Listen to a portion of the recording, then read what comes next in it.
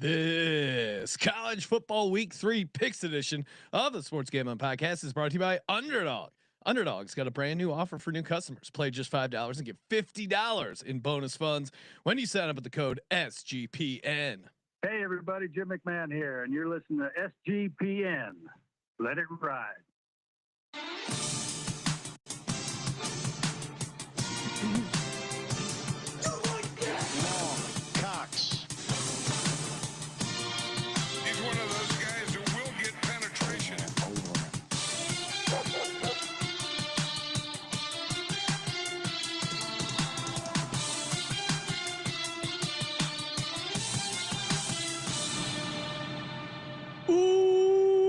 Welcome everyone to the Sports Gambling Podcast. I'm Sean, stuck in the money green with my partner in picks, Ryan, real money Kramer. What's happening, Kramer?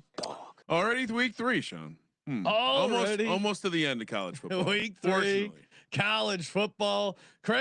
Colby, Kramer's a little bit salty. It must be all that salt and Diego Pavia's piss. Joining us from the college football experience, Colby Dant, aka Pick Dundee. Colby, what's happening? I'm so glad I'm not in studio because I know that studio's got to smell like a shit ton of piss. All right, let me tell you. Diego must have had asparagus. This is bad. And actually, no, they left the locker room very clean. As of course, the Virginia Tech. The best thing that the Virginia Tech football program has is a training staff that takes a picture and shames the other team when they leave a mess. Oh, okay. So Vanderbilt did not leave a mess. Classy. No piss I anywhere, mean, in fact. well, Diego Pavia is New Mexico military graduate. So I mean, of course he wasn't good. Time, Colby. Well, Diego Pavia went in there and said, "Guys, this is a lame ass institution. They won't schedule East Carolina, James Madison, and several other schools. So what are we doing?" I didn't come back for my 17th year of college football for this bullshit. Sue the NCAA to lose at Virginia Tech. I am like from a football schematic standpoint, it was one of the worst game plans I've ever seen in my life. Coach Brian is not a good coach, right? Now, no, of course not. I've been there for a while on offense. Defense, he's rarely come into a game with a tremendous. Although now that I think about it, his second worst performance schematically was against this Vanderbilt team last year. When it's very, I mean, I don't want to be disrespectful, but we're going to see this Vanderbilt team get their shit pushed in by some good SEC teams because it's a very easy offense to defend. No, it is not. Pussy. No, it is not. Completely fucking disagree. They're running the triple out of the gun. That's why it's successful. That's why it fucked with Alabama last year. It is a hard, and no one else does it in the conference. That's why it's hard to prepare for. Every other team in the conference is doing many different air raid shit. This is why it works. This is why they went bowling last year. I think it's very easy to defend if you attack. I think the reason why teams have a hard time with it is it's no different than the triple option. If you don't attack the triple option, you're going to get your ass beat. It's never, which is another offense that's never failed in the history of time, as far as winning games in college football. I'd like to see the number, the stats. I mean, how's Nebraska been since? Well, you can't say they would be continuing to win with the triple option. I mean, only a couple teams. Well, Georgia Tech went to 2 Orange Bowls. How they been since? If it was a good scheme, everyone would run it. Football. No. It is a good scheme. The last time it was used by a Power 5. It's not relevant. My point is that Vanderbilt is not laden with talent or physicality. And so if you're not going to attack them, you're just a bitch. And at this point, what's funny about it is that Coach Pry keeps rolling out the same bullshit. And the fan base is completely revolting. In a way I've never seen before. It was already with Babcock was already in the crosshairs. But I mean, it's almost like you're in one of those weird. What's the Peele's the horror movies that he makes where you're in these weird universes where everyone seems like everything's okay. Coach Pry is possessed in this weird way, and I think about how Micah Parsons has said very positive things about this man and how impactful he was on his career. What happened? Team soft. The offense is retarded.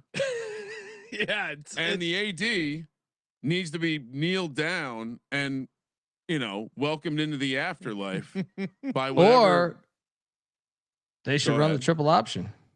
I do think, to Colby's point, having the fact that so few teams run it, it does in the same way that the air raid, when it was first introduced, was. I watched exactly Bud Foster handle the triple option for years. I watched. Okay, Bud What do Foster you mean? He struggled against the triple option more than any offense. What are you talking about? That's absolutely not true. That the team that gave Georgia Tech in its peak the most trouble was Bud Foster's defense, and why? No, inaccurate. Go pull up the numbers. Inaccurate. Pull up the numbers. In fucking accurate. And I can continue to talk ball. The reason that they created the whip linebacker was essentially to combat that bullshit. And so, I think he schematically figured out how to attack it. I don't understand if you're not going to attack it. I'm no different than the air raid. You can't sit back on the air raid. That it will eat you up. That's the whole point of the running back swing pass every time. You sit back, I'm going to take 5 yards right here. No, but to Colby's point, I think the fact that so few teams run it, it makes it tough to prepare, especially in the era we live in where you have limited time on field. And if you're in the middle of the season, you're playing a triple option team. We talk about it all the time when we're handicapping these games.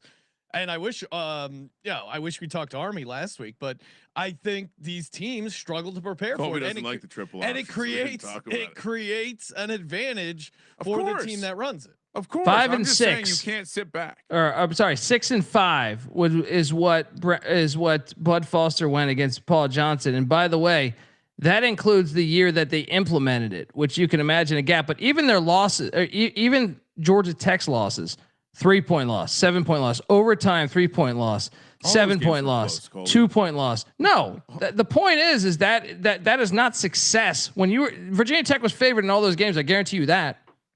That's not success. I guarantee you, like if we studied it by did they score at or below their average points per game, they scored below their average points per game when they played Bud Foster. Well, and so did you guys.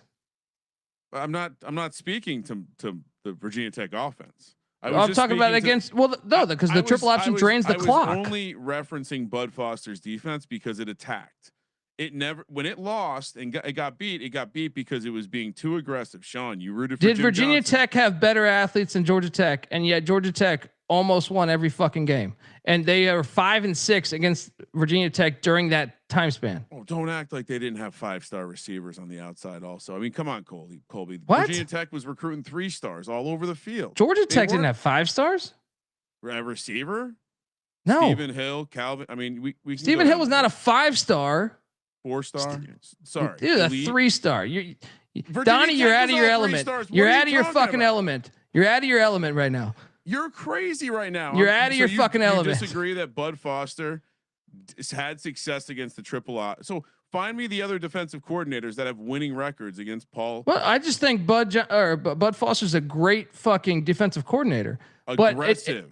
But I wouldn't describe him as successful. And that's why when we asked him on the show, he was like, that was the team I feared most because they had success against him. He had more success against them than most defensive coordinators in the nation. Colby, Kramer's getting a little no, this is a crazy argument. Oh, A little pissy, if you know what I mean. Yeah. This is go Beavs, go Beavs. Calvin Johnson was a Chan Gailey get. It was not a Paul Johnson get. He inherited Calvin Johnson. You know what I mean? So it doesn't count. Demarius Thomas, was he on that team? But Colby will find a way to talk that one. No, because think about this. Back then, the portal wasn't crazy. Chan Gailey was the OC, former NFL guy for the Pittsburgh Steelers and Dallas Cowboys. Right? He recruited both those guys. They were both there under Chan Gailey. I don't even know what you guys are arguing. Colby, about, honestly. I brought up Bud Foster as a comparison to how you can have some success against the triple option by attacking it, not sitting back. Colby took that to lay out how Georgia Tech was better in spite of having inferior athletes, and I was just taking umbrage to that. Virginia Tech was not a place recruiting 4- and 5-star players. What? That was like the heyday of your recruiting, like your best times. But Georgia Tech, like academics was an issue. They never got elite athletes. All right, I'm tuning out, and I feel like the audience is too. So you often don't have a good vibe on what the audience likes when it comes to that. What do you mean? When it comes to good conversation. Mike in the chat is asking, can we get a mediator? David in the chat saying, Mike, stand down. my kid is crying because of all the yelling. Now, David's normally at the Chili's in Tucson. Where do we? Dave, yeah, he is at the Ruby. Was it Ruby Tuesdays? Tuesdays? Yeah. Applebee's. It was Applebee's. Anyway, yeah. TLDR, there have been multiple GoFundMe pages started to fund the buyout for everyone involved. Well, good transition because Ryan, we were hanging out in Las Vegas. I get a text on my phone. It says, "Can you buy me this?" from Colby, and then I scroll down, and it is a photo of the Washington State Cougar Mobile, aka the helmet car that apparently was going up for auction. I texted back to Colby. I greenlit a $3,000 offer for this helmet car. And Colby, did you actually place the bid? How far did it go? No, I didn't place the bid because I thought you might be intoxicated. I realized you were in Vegas, and I thought I should have a normal conversation with Sean before we do this. Before a capital investment. He put a number that I think 100%. When I saw the number, I was like, "Oh, this is interesting." Well, but I'm Sean's friend, and see, I've been to the bar with Sean many of times before. Yeah. This isn't like a normal business thing of like, well, he told me to get the green light. I thought he might regret this in the morning. You have to do that. You hit me up on the night when the craps table is hot. If it was the night after, I would have been like, no way. But you should have. We could have funded. We could have bought this just with craps winnings, Ryan. It was hot, just like the night that we got hot at the craps table after Colby disappeared for the night. Yeah. Oh, whoa! This hokey talk. Vanished just like Paul Johnson. The shout out to Washington. It ended up going for $8,000, and there's a certain dollar amount of like joke what we could get publicity wise using it on social media. The cost of towing it from also it turns out it doesn't have an engine. That would have been an issue. Anyone have a flatbed truck they could lend us?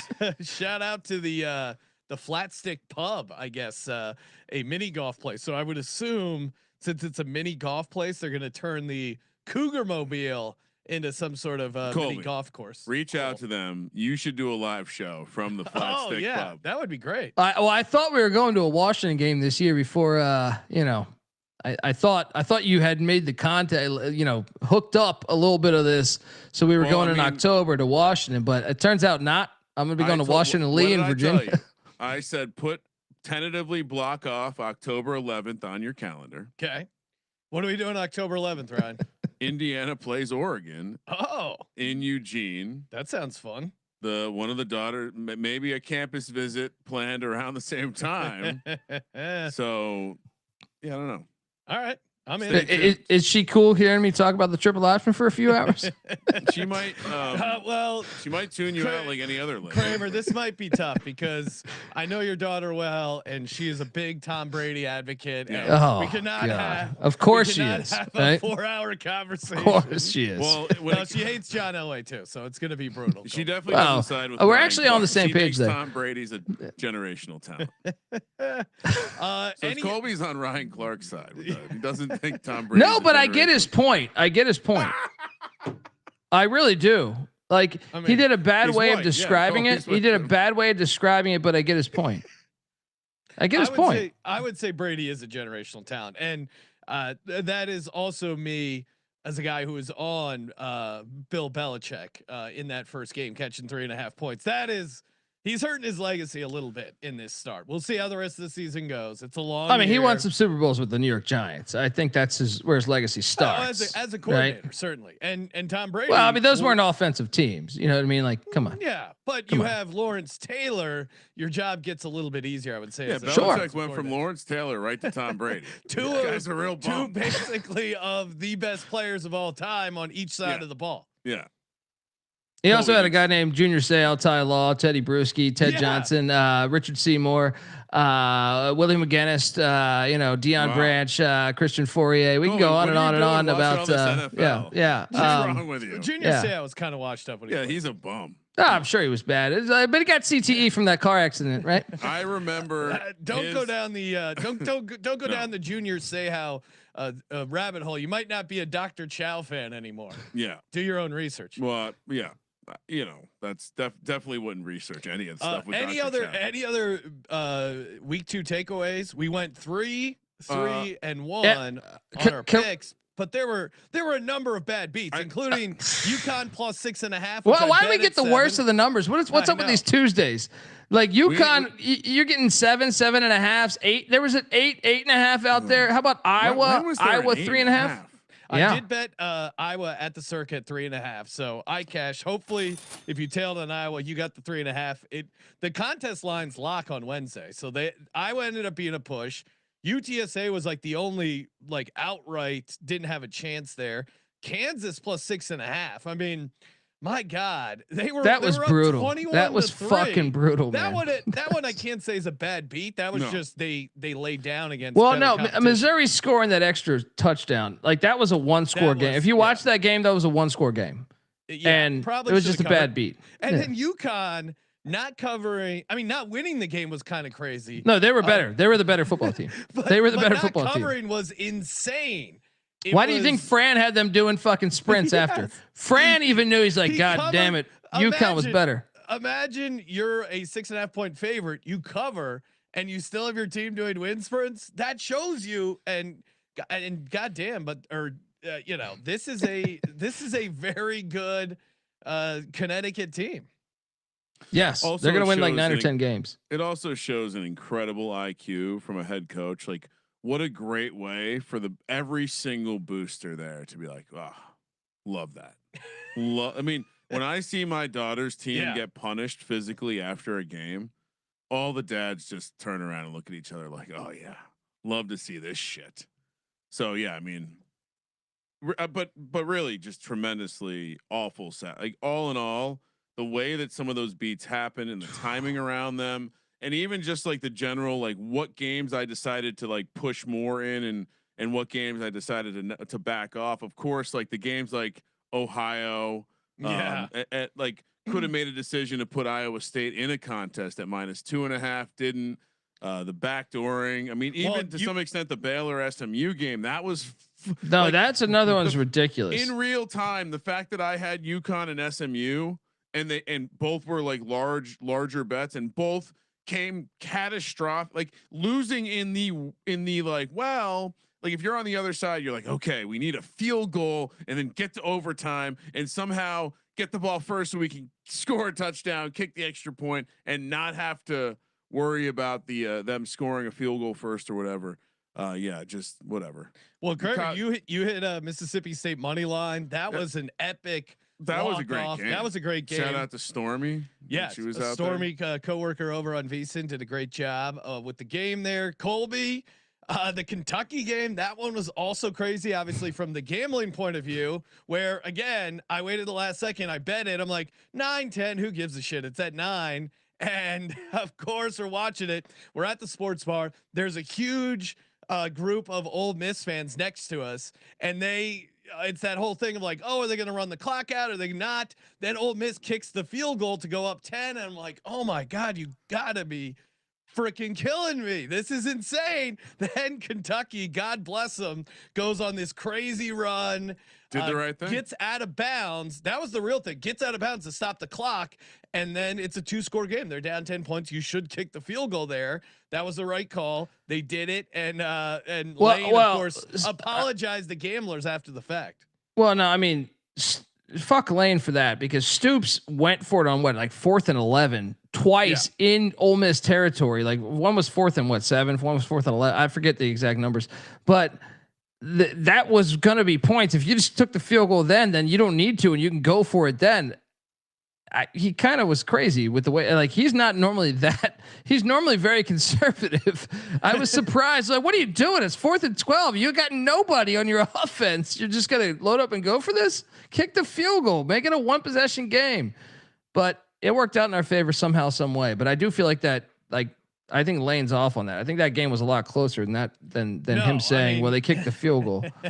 Kentucky, not to be the bad beat judge, that's Ryan's gig, but Kentucky they were competitive in that game. They were winning, getting 9-10 points with that. You should have covered that game. That was That would have been a bad beat if they didn't end up getting it, I think. But again, every time I say I have a bad beat, people go, "No, that's not a bad." It to me, it's a bad beat if you think you were gonna win and you don't because of some crazy shit at the end.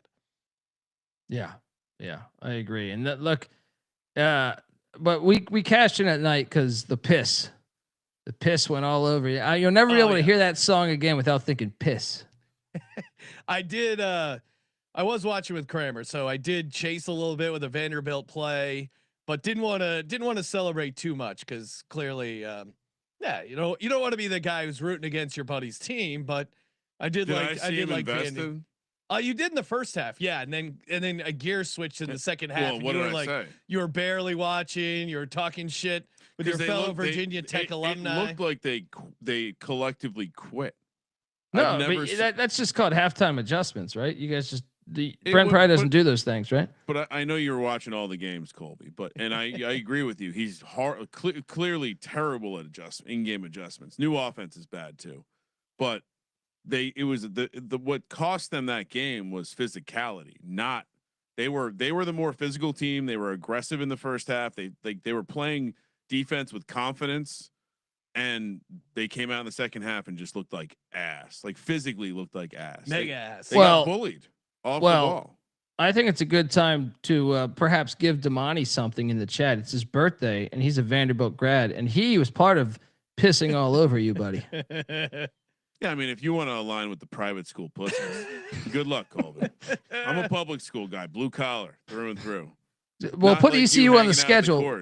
Put ECU on the schedule, buddy. I'm not involved anymore. I mean, I had a conversation with another Virginia Tech alum who was there around the same time I was, and we both have come to the conclusion that the program, unless new leadership shows up, someone who has a clue how to run an athletic program, it's not just football that this guy's cratering on the Virginia Tech. I mean, he's canceled programs anyway. The program will never be where it was when I was there, which is fine. I got to the last home game I went to. We defeated I believe #1 seeded Miami team. I ran on the field and fuck everyone, like fuck Miami. I got to experience all that. I don't give a shit about I had this realization. I don't give a shit about these fucking soft ass fair weather fans that are there now walking out of the state. I don't give a shit about those people. I don't give a shit about the poor energy that they're bringing. And at the end of the day, when Michael Vick shows up on campus, I will return to rooting for this team. When he shout out to him, once he works his way up to well, he's fine right now. The one exception I'll make to Michael Vick is John Gruden. What is that, dude? I did the Too Deep podcast. They want Gruden. Okay, because really? Gruden, Gruden's on social media now, and he's fabulous. He's our generation's John Madden. He's fabulous. His unboxings are fabulous. All of his content is fabulous. And he has, much like he has an eye for Jackson Dart and thinks the Giants are fucking retards for not playing him. He has an eye for the lure of Blacksburg, Virginia. He enjoys the atmosphere, and he seems impressed by something down there. Because why else would John Gruden mention Blacksburg, Virginia, or Virginia Tech in any context? Because he wants to get back into coaching and he sees a Power 4 job that might be available soon and has a very low fucking bar right now. I'd be very weary. There's better coaches. Of course. That wouldn't be a great hire, but it would be fun. John Gruden? I would be optimistic. You would love it, Ryan. But I don't know if John Gruden wants that college hustle, but I see this man watching film. And they can look at your emails. They can look at your emails when you're at a state institution there. That's true. I should let them know. Maybe private schools are better. Hey, shout out to our merch store. Look at that sweet DGen University hat Colby Dan is wearing while drinking. Oh, nice. Little cocktail. I didn't even realize what I'm wearing. Look at it. Oh yeah, first half unders, hoodie, bunch of great merch in the merch store. Promo code football gets you 25% off everything. Celebrating football is back in the merch store. Just go to sportsgamblingpodcast.com or click on the app. The store app is free. Get all the picks, all the podcasts, one convenient place. Just hit SGPN in the app store. You'll be there. We're also brought to you by mybookie.ag, your place to bet on football, everything else. Hopefully you tailed my bookie or hopefully you were over on my bookie where we hit our first touchdown bet. Kramer is now back to back as he hit Dalton Kincaid 20-1, Caleb Williams 20-1. Check out the Thursday night props episode to see who he likes for the Packers, Commanders, Redskins, and of course go to mybookie.ag. Promo code SGPN. Score 100% bet back bonus up to $500. Terms and conditions do apply. Kramer, I was a little disappointed in Colby because he sent us a rare football, NFL, real professional football. He sent us a thing that had the Commanders in there, and I had to respond reminding Colby who are the Commanders. Yeah, he really screwed up his own bit. It's pretty excellent. We're also brought to you by Rhythm. Rhythm's got you covered for professional football, college football, anything you want. Rhythm. Maybe we need an updated graphic here from Jake. Well, I mean, yeah, Arch. They had a better game too, right? Touchdown, Washington Redskins. All right, there you go. Colby checking in. Wait, well, I couldn't hear that. It was so quiet. Colby, what was your? Well, I didn't honestly watch a ton of Arch's second game. What'd you think of Arch in game 2? I mean, he did a great job of cooking the books a little bit with those 4 touchdowns in 5 minutes, but yeah, he struggled, man. And if you watch the games, I think even those passes that he connected on for touchdowns, they were wide open. I mean, this one safety fell down on that like 80-yard touchdown. The safety fell down. So I mean, I think an FCS quarterback could have made that throw, or D2 quarterback could have made that throw.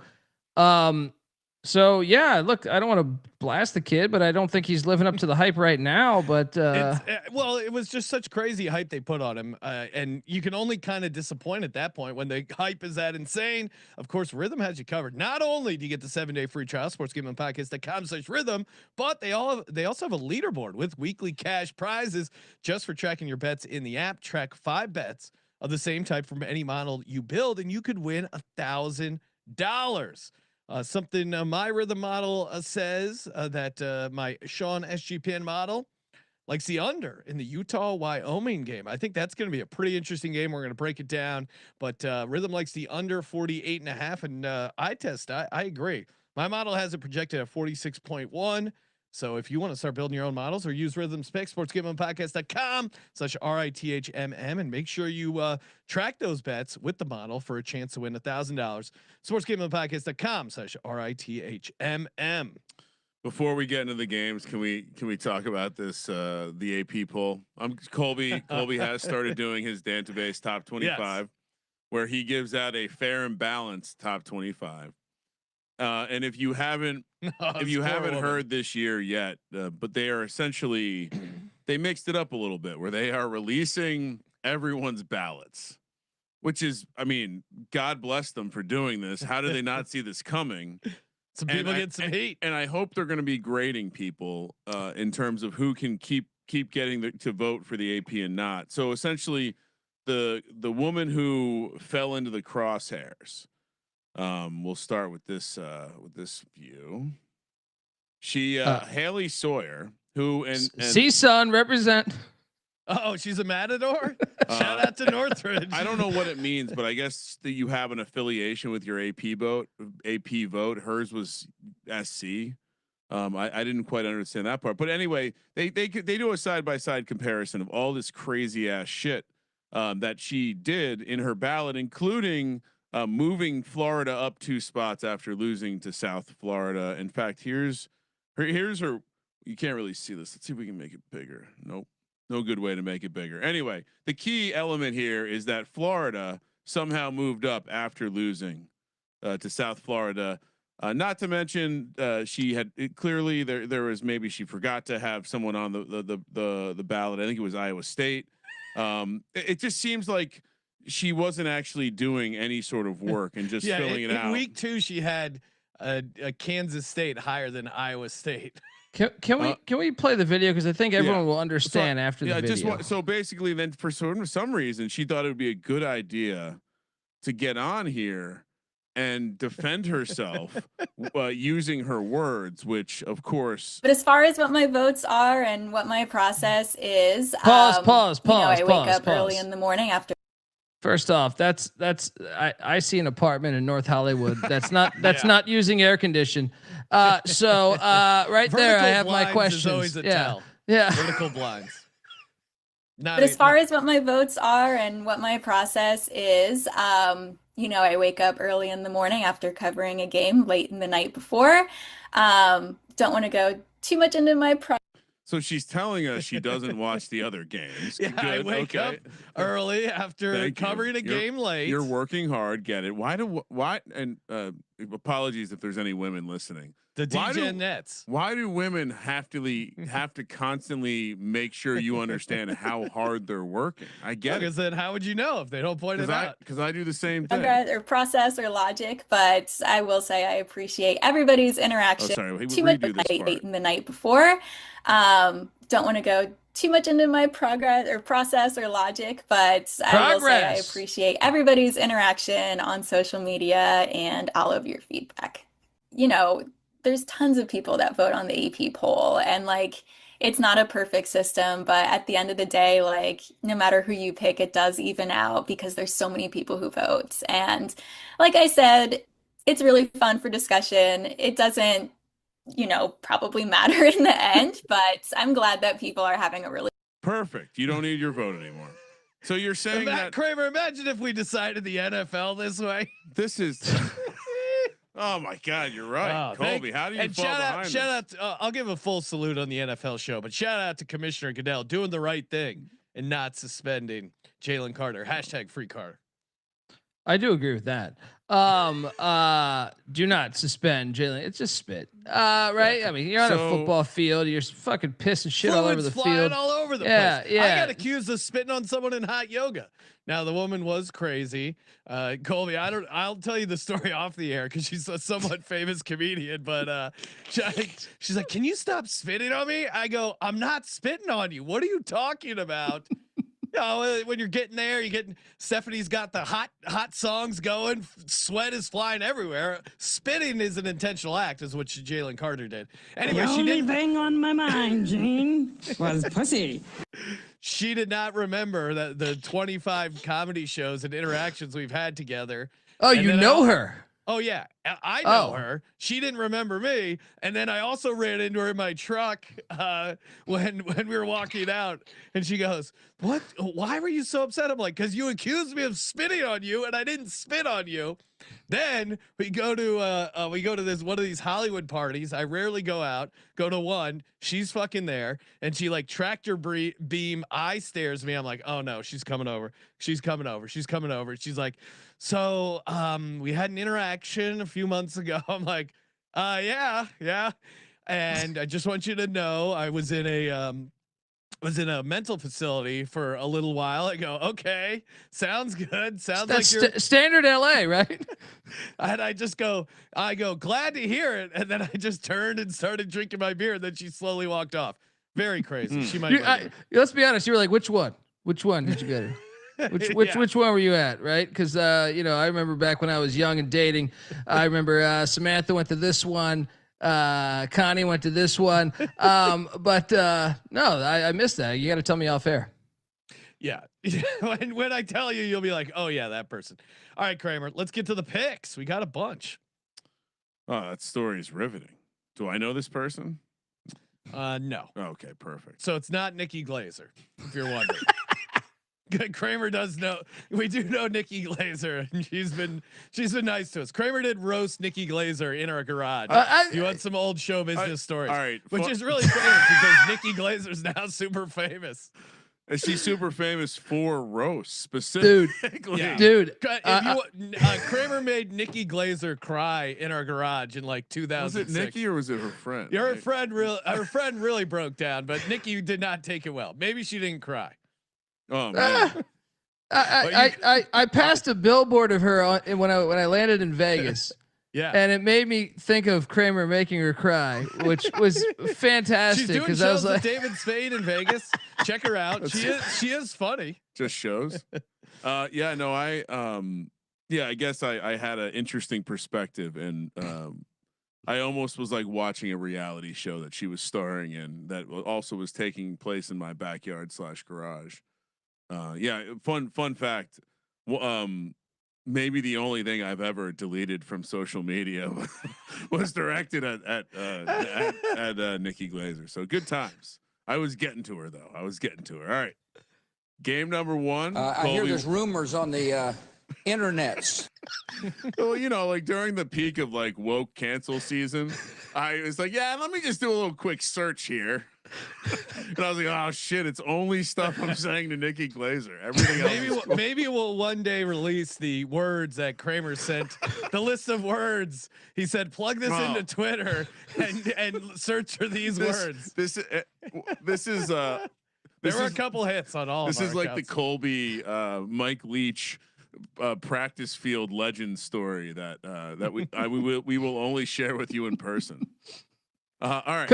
Me and Coach Leach were on the same page the whole time. You guys were the ones that overreacted. We were on the same page. I didn't overreact. I just marveled in what was happening in front of me. Yeah. And you're right. Coach Leach was totally in on it. He's cool. He was enjoying I can read fucking people, dude. All right. That's that bartending skills, man. I knew we were good. I knew we were good on that conversation long before that even was being considered. One of the perks to hanging out with me and Sean in Vegas, maybe Legacy Club, maybe the Craps Table, is you could get to hear that story. Yep. Game 1. It's definitely a place where you can use that language.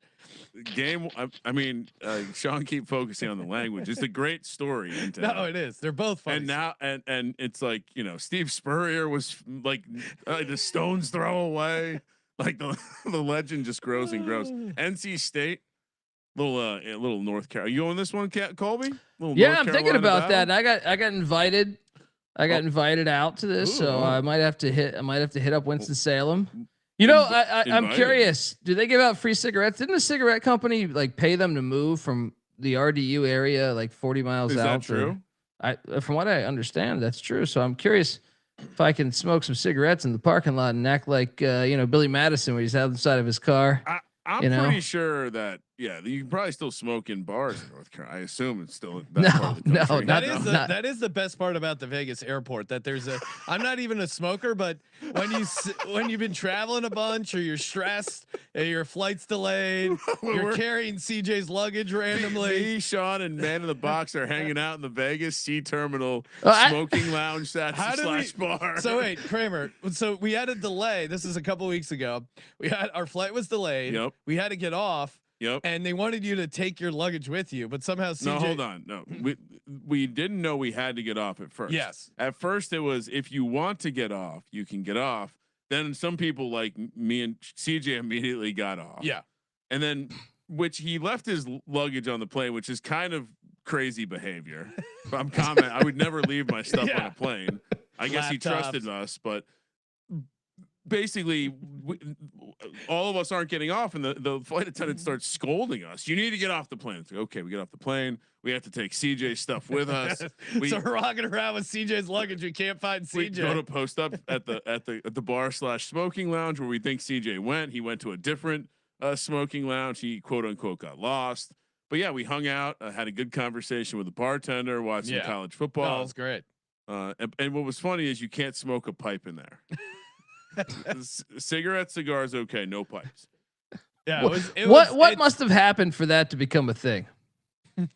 Yeah, great pipe question. smoke it's pretty overwhelming. A different thing. It's pretty overwhelming. It's very scented. And Cameron in the chat saying the slot smoking area has some wild people in it. Yeah, no, I agree. Well, I mean, imagine if you it's like we had a lot of time to kill, so we went in there to watch football. They had TV. Yeah. But the people around smoke, you're gonna hack the people that go in there just to rip heaters and play super tight slot machines at the airport. But CJ was in a different smoking lounge. We figured out that's so he wandered off. He went to a different smoking lounge. It was a fun day at the Las Vegas. Shout out to the Harry Reid Airport. I know I get fucked up every time we go to Vegas, but I vaguely have a memory of Scott Bowser with a pipe smoking. Is there any connection that could be made then? I don't know. I mean, I have a memory of like one of the people who I would my family carpooled with when I was young. Like winter time, he'd be ripping the pipe in the car, driving us to school, like complete hotbox situation. So yeah, I mean, I have horrible memories of that smell. So I was aligned with the smoking lounge. I appreciate the chat right now. Wake Forest. What do we got? NC State. Well, now I want to go slower. I know. One guy was complaining about the stories. The stories are the best fun. The hang. Hold on. What did he say? Fast forward button. Shut up already. Not if you're watching live. That's a weird thing to tell us. So you don't actually like us. You're just here for our picks. Colby. You know, Lenore Ryan plays on Friday. We could talk about them. All right. Yeah. NC State.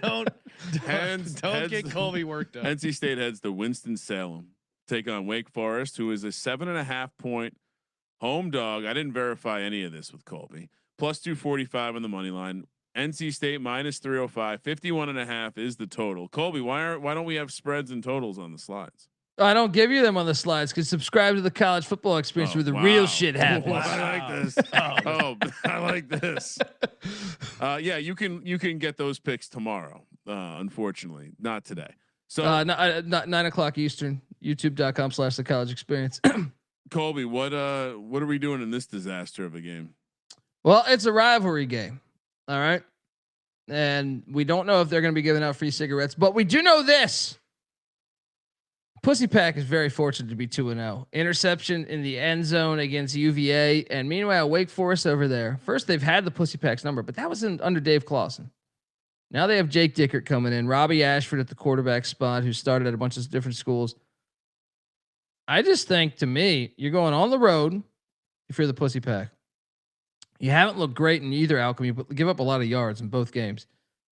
I think Wake is live here, man. I think this is a rivalry game, and the fact they're at home and you don't really know your opponent. They've never faced off as far as Dave Dorn and Jake Dickert. And Wake look really good. Week 2, week 1, they look a little iffy, but that's what you would expect with the first year coach bringing in 45 transfers. Wake, give me the points all day, man. NC State has not looked good this year. They've been fortunate, very fortunate to be 2-0. And if they win, it'll be a close win. You're getting more than a touchdown. Boom. Yeah, Deeks. no, I'm with Colby. I mean, they needed a crazy comeback, and that game against UVA was pretty physical to get back to win that game. It was a lot like the UConn game. They had no business winning that game. They deserved to beat ECU because ECU was asleep the first half. Yeah. But even ECU, they only outgained them by 10 yards in that game, and that was supposed to be the spot where hey, this is a revenge game for embarrassment in the bowl. This is a rivalry game. You should be jacked up. Now you played UVA, you won a game maybe you shouldn't have on this a pretty sustained comeback, and now you're going on the road on a short week. That is upset special. I think Wake, while they haven't looked amazing, certainly got a little confidence going against the FCS last week. So. I think Wake is I think they're live here, but certainly 7.5 all over it. Kramer, what do you know? We should have some level of public warning about Colby fading the Pussy Pack, right? Isn't that but he's warning, just like the warning on the cigarette. ECU covered. I'm 1-0 against them ATS on this very show. I'm just saying, it's worth pointing out that you don't like them in general. I'm just looking around. It seems like this is one where if you're betting on Wake, you probably want to shop the 7.5, and if you're laying it with NC State, you can probably find a 7 out there. I'm with you though. I'm taking the points in this one. I don't know. There's something easy about maybe it's I've been around Colby too much, but especially in primetime games, it just feels like NC State's going to. Especially when they're undefeated too. I mean, come on. They're an all-time team in terms of when the moment is going in their favor, they find a way to level that shit back out. I mean, how about this? Wake Forest they've won an ACC championship in football, and they've played for 2 others in my lifetime. NC State has not ever played for an ACC. Virginia has played. Boston College has played. Pussy Pack, they're the Pussy Pack for a reason. Boston College and Virginia Tech and Miami just all showed up. I don't know if Miami's played for any, but one and they lost. Yeah, I mean, there's multiple tech schools with more ACC championships in the last whatever you name the time. Friday night, Colorado heading to Houston, Texas to take on the Cougars. Minus 5.5 for Houston, minus 220 on the money line. Colorado plus 180. Colby found some electric fan art for the Buffs this week. 44. That's not fan art, buddy. 44.5 is the total. That's a beautiful looking bison wearing a Colorado jersey on. That's not fan art, buddy. That's old school shit right there. They were giving that out with. What's up? Well, the Houston Cougar logo that you're using, youtube.com/sportsgamblingpodcast, looks a lot like the Ohio Bobcat logo we saw last week. I know because it's got the goatsy vibe. Where once again, basically every Cougar, every cat is qualified circle, for this. It's the same circle with like the suggestive, like, I don't know, something stretching. Kramer, you really see something in these cat logos that I don't quite see. You don't think this looks He's like that? That Colorado Bobcats Buffalo logo? reminds me of Tub Girl too, right? No, I did not say that. I did not say that. Bills, the Buffalo logo rides the 11 part. No. Kramer's always crowbarring in these insanely gross. No, videos. You know, Colby likes the lemon Deion party. Sanders, two girls, one cup. What are we talking about right now? Now you're gonna make me do it. You're telling me this doesn't kind of look the same? Hold on. Now I'm gonna fucking upload this image. Talk about the game. Houston's laying 5.5. Colorado on the road 44.5. Colby, admittedly, I already did all of that. I didn't watch a ton of Colorado versus Delaware. I know Staub came in and looked pretty good.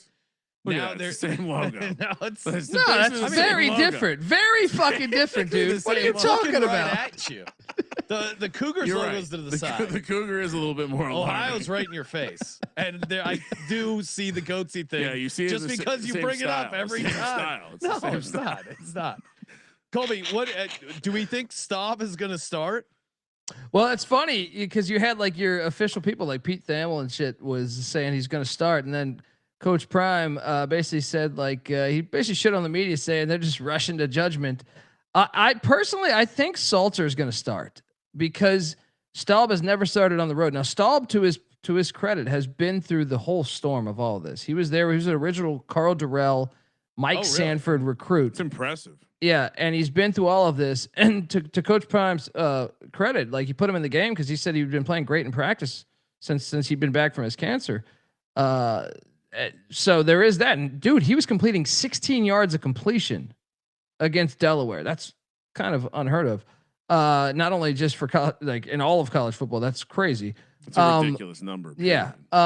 So he did impress. I do expect to see him, but I think they're probably going to play both, which I'm not crazy about. You know, like most of the times, I think Spurrier's kind of been the only one in my memory to really pull it off.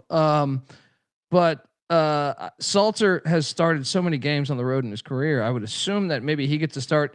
But one thing I'll say as a Buffs fan, I kind of thought coming into the season that our receivers are really good, and they haven't really been exploited under Salter. For whatever reason, Salter tends to like to run. He likes to throw to the running backs, check down a lot. Maybe Deion is like me, where he's saying, "What the fuck, man? I like our wideouts. Why are we not pressing the ball down the field? We have very good wideouts. Why are we not pressing them down the field?" So I expect to see both, and I will take the Buffs and the points because they're getting 5.5 right now. Willie Fritz and we're all high on Houston to make, like, I think we as our long shot to make the Big 12 championship. They didn't look great offensively against Rice. That score is misleading. They've scored a lot of those points late, and they're on pick sixes. So I don't know that Houston's offense is where they want it to be. So I do think Houston will probably win this game because Fritz is a very good coach. You know, X's and O's wise, I'm sure he'll figure something out. But I like the points with the Buffs just because I don't know that offense is really at the level that Fritz feels confident in. Yeah, no, I think 5.5. Colorado opened 4. Okay. Bet up to 5.5. Green Book 5.5, Blue Book 4.5, Circa right in the middle at 5. So it's a little bit all over the place, but I think the money appears to be coming in on Houston, obviously moving this number up. So that could be quarterback news related. I don't know at this point what the difference would be, but yeah. I to Colby's point. Yeah, I'd like Deion on the Deion's good in these get up spots, especially prime time. I think he's gonna have them ready to play. I think the numbers. I think it should be like 3.5. So I'll take the 5.5. Oh, your fair is 3.5. My fair model, Ryan, is 3.5. What are you doing here? You're an anti-Colorado guy. Yeah, I'm gonna lay it. Okay. You kidding me? when you throw in the guy that you didn't bring here, that's because one, you're probably an honest, good coach, but two, Yes, you're in a bad spot. When the Giants have to play Tommy DeVito, it's a bad spot. So that's this is the Tommy DeVito of the Colorado Buffs. What's all right? So next up, yeah, I was never gonna take Houston. HOJ in the sheet. Sean, was that a typo? It was. Okay, I didn't. That's a new abbreviation for Houston. It's a typo. Friday night, riveting podcast. Another 4:30 p.m. kick for us out, and we'll be out in Vegas, Sean. Betting on these live. Oh yeah. Kansas State heads to Tucson, Arizona to take on the. Well, this is one zesty cat against another. Arizona catching 1.5 points at home, plus 105 on the money line. Kansas State minus 120. 54.5 is the total. Man, I'll hop in here. I like Colby. Talk me out of Arizona because I think this Kansas State team looks very, very underwhelming. 0-3 ATS. The Arizona defense has been playing really good. 3.6 yards per play. They haven't allowed a touchdown. Now, certainly who have they played is the easy counter, but still, I mean, that defense was a huge issue last year. Fafita's been playing some pretty clean football, 6 touchdowns, 0 interceptions. Yeah, they played. Yeah, I mean, even Hawaii though, I think that was a pretty good win for them. So Arizona is looking awesome. I'm surprised they're a dog here in this spot. I don't understand the respect for Kansas State. Am I missing something? Because I like Arizona a lot here. No, and this line's crossed 0 twice because it started out K-State as the favorite, then it went to zone and then went back to K-State. I have my problems with K-State. First off, you saw a triple option team just go destroy them. Yes. And no, but that was for Kramer. But I think at a place like this that has been historically a culture place, they develop within. They went out and spent a lot in the portal. They would be getting the headlines if Cody Campbell was not at Texas Tech. If you take Texas Tech out of the equation, K-State went out and paid for a lot. This was their attempt to go all in. And I don't know that works. And I think it's something that we should factor in. I think the locker room is all over the place personally. Because I think you have veterans that are used to the way Kansas State was built over the past, since Bill Snyder. When has Kansas State look good so far this season? They lose in Dublin to Iowa State. I guess maybe there were some moments there where they look good early. They barely eke out a victory against North Dakota, and then they lose at home to Army. I don't like what they're taking money. I mean, the latest seems like they're taking the money now. That to me, it's just like, mind-boggling. Specifically at Circa. You're seeing so the Sharps are like in Kansas State. I mean, let me give you the exact data. You're getting it's early, so I'm sure it's not a ton, but 54% of the tickets on Kansas State, but 83% of the handle. Okay. So basically all the big money's coming on Kansas State. So there's got to be that's got to be information, right? I feel like anytime money's being bet early in the week, we're like there's just going to be some form of information we find out. Like what could the information be, Colby? I don't know, but I can't get behind K-State. I think that locker room's a mess. Dylan Edwards quit the team. He was best friends. He's best friends with Avery Johnson since he was a kid. So I mean, that's gotta Avery Johnson. And I think it started with Will Howard when they sent him off to Ohio State. They said we're paying Avery Johnson. Ever since then, I feel like K-State has not been K-State. And they brought in a bunch of players in the portal. What messages that send your other guys? They're also missing one of their top wideouts for this game. And meanwhile, Arizona on the flip side of that coin, I would say like Brent Brennan got wrongfully judged for his first season because I felt like the meat of that team on the line of scrimmage had transferred out and they saw McMillan back and Fafita back and they said, you should win 8 games. And now, he's been able to weather the storm a little bit and he switched to the air raid offense. That's another thing. Going from triple option to air raid in 7 days is a fucking challenge. So I'm all over these Wildcats. I think Fafita has been flying under the radar all offseason. He's a very good quarterback. Yeah, I'll give me the Wildcats to win this thing. And K-State didn't take a bye from the Dublin trip. They've been going now 4 weeks in a row, and right. It's just we've seen teams who play in Dublin, and it takes a little bit for them to get right. Obviously, Iowa State, nice win over Iowa, but still, I think Kansas State, that's definitely not helping them. Kramer, what are you doing? I mean, I don't know how you can bet on Kansas. I'm with you guys. I'm just highlighting all this weird money movement. So when we find out some weird fucking news on Saturday morning. Remember what I said, but this is a Friday game. On Friday morning, then remember what I said. Late night. It's just crazy. We've never seen this before in college football, where like you have a historic like culture program. It'd be like Iowa buying all their players and bringing them in, and I think that's been part of the discomfort in house. Personally, I don't have any source on that, but it just seems like that from what you see. To your point, it's why Dabo doesn't want to do it. He feels like it's going to be way too easy to fracture the culture when you're just bringing in mercenaries.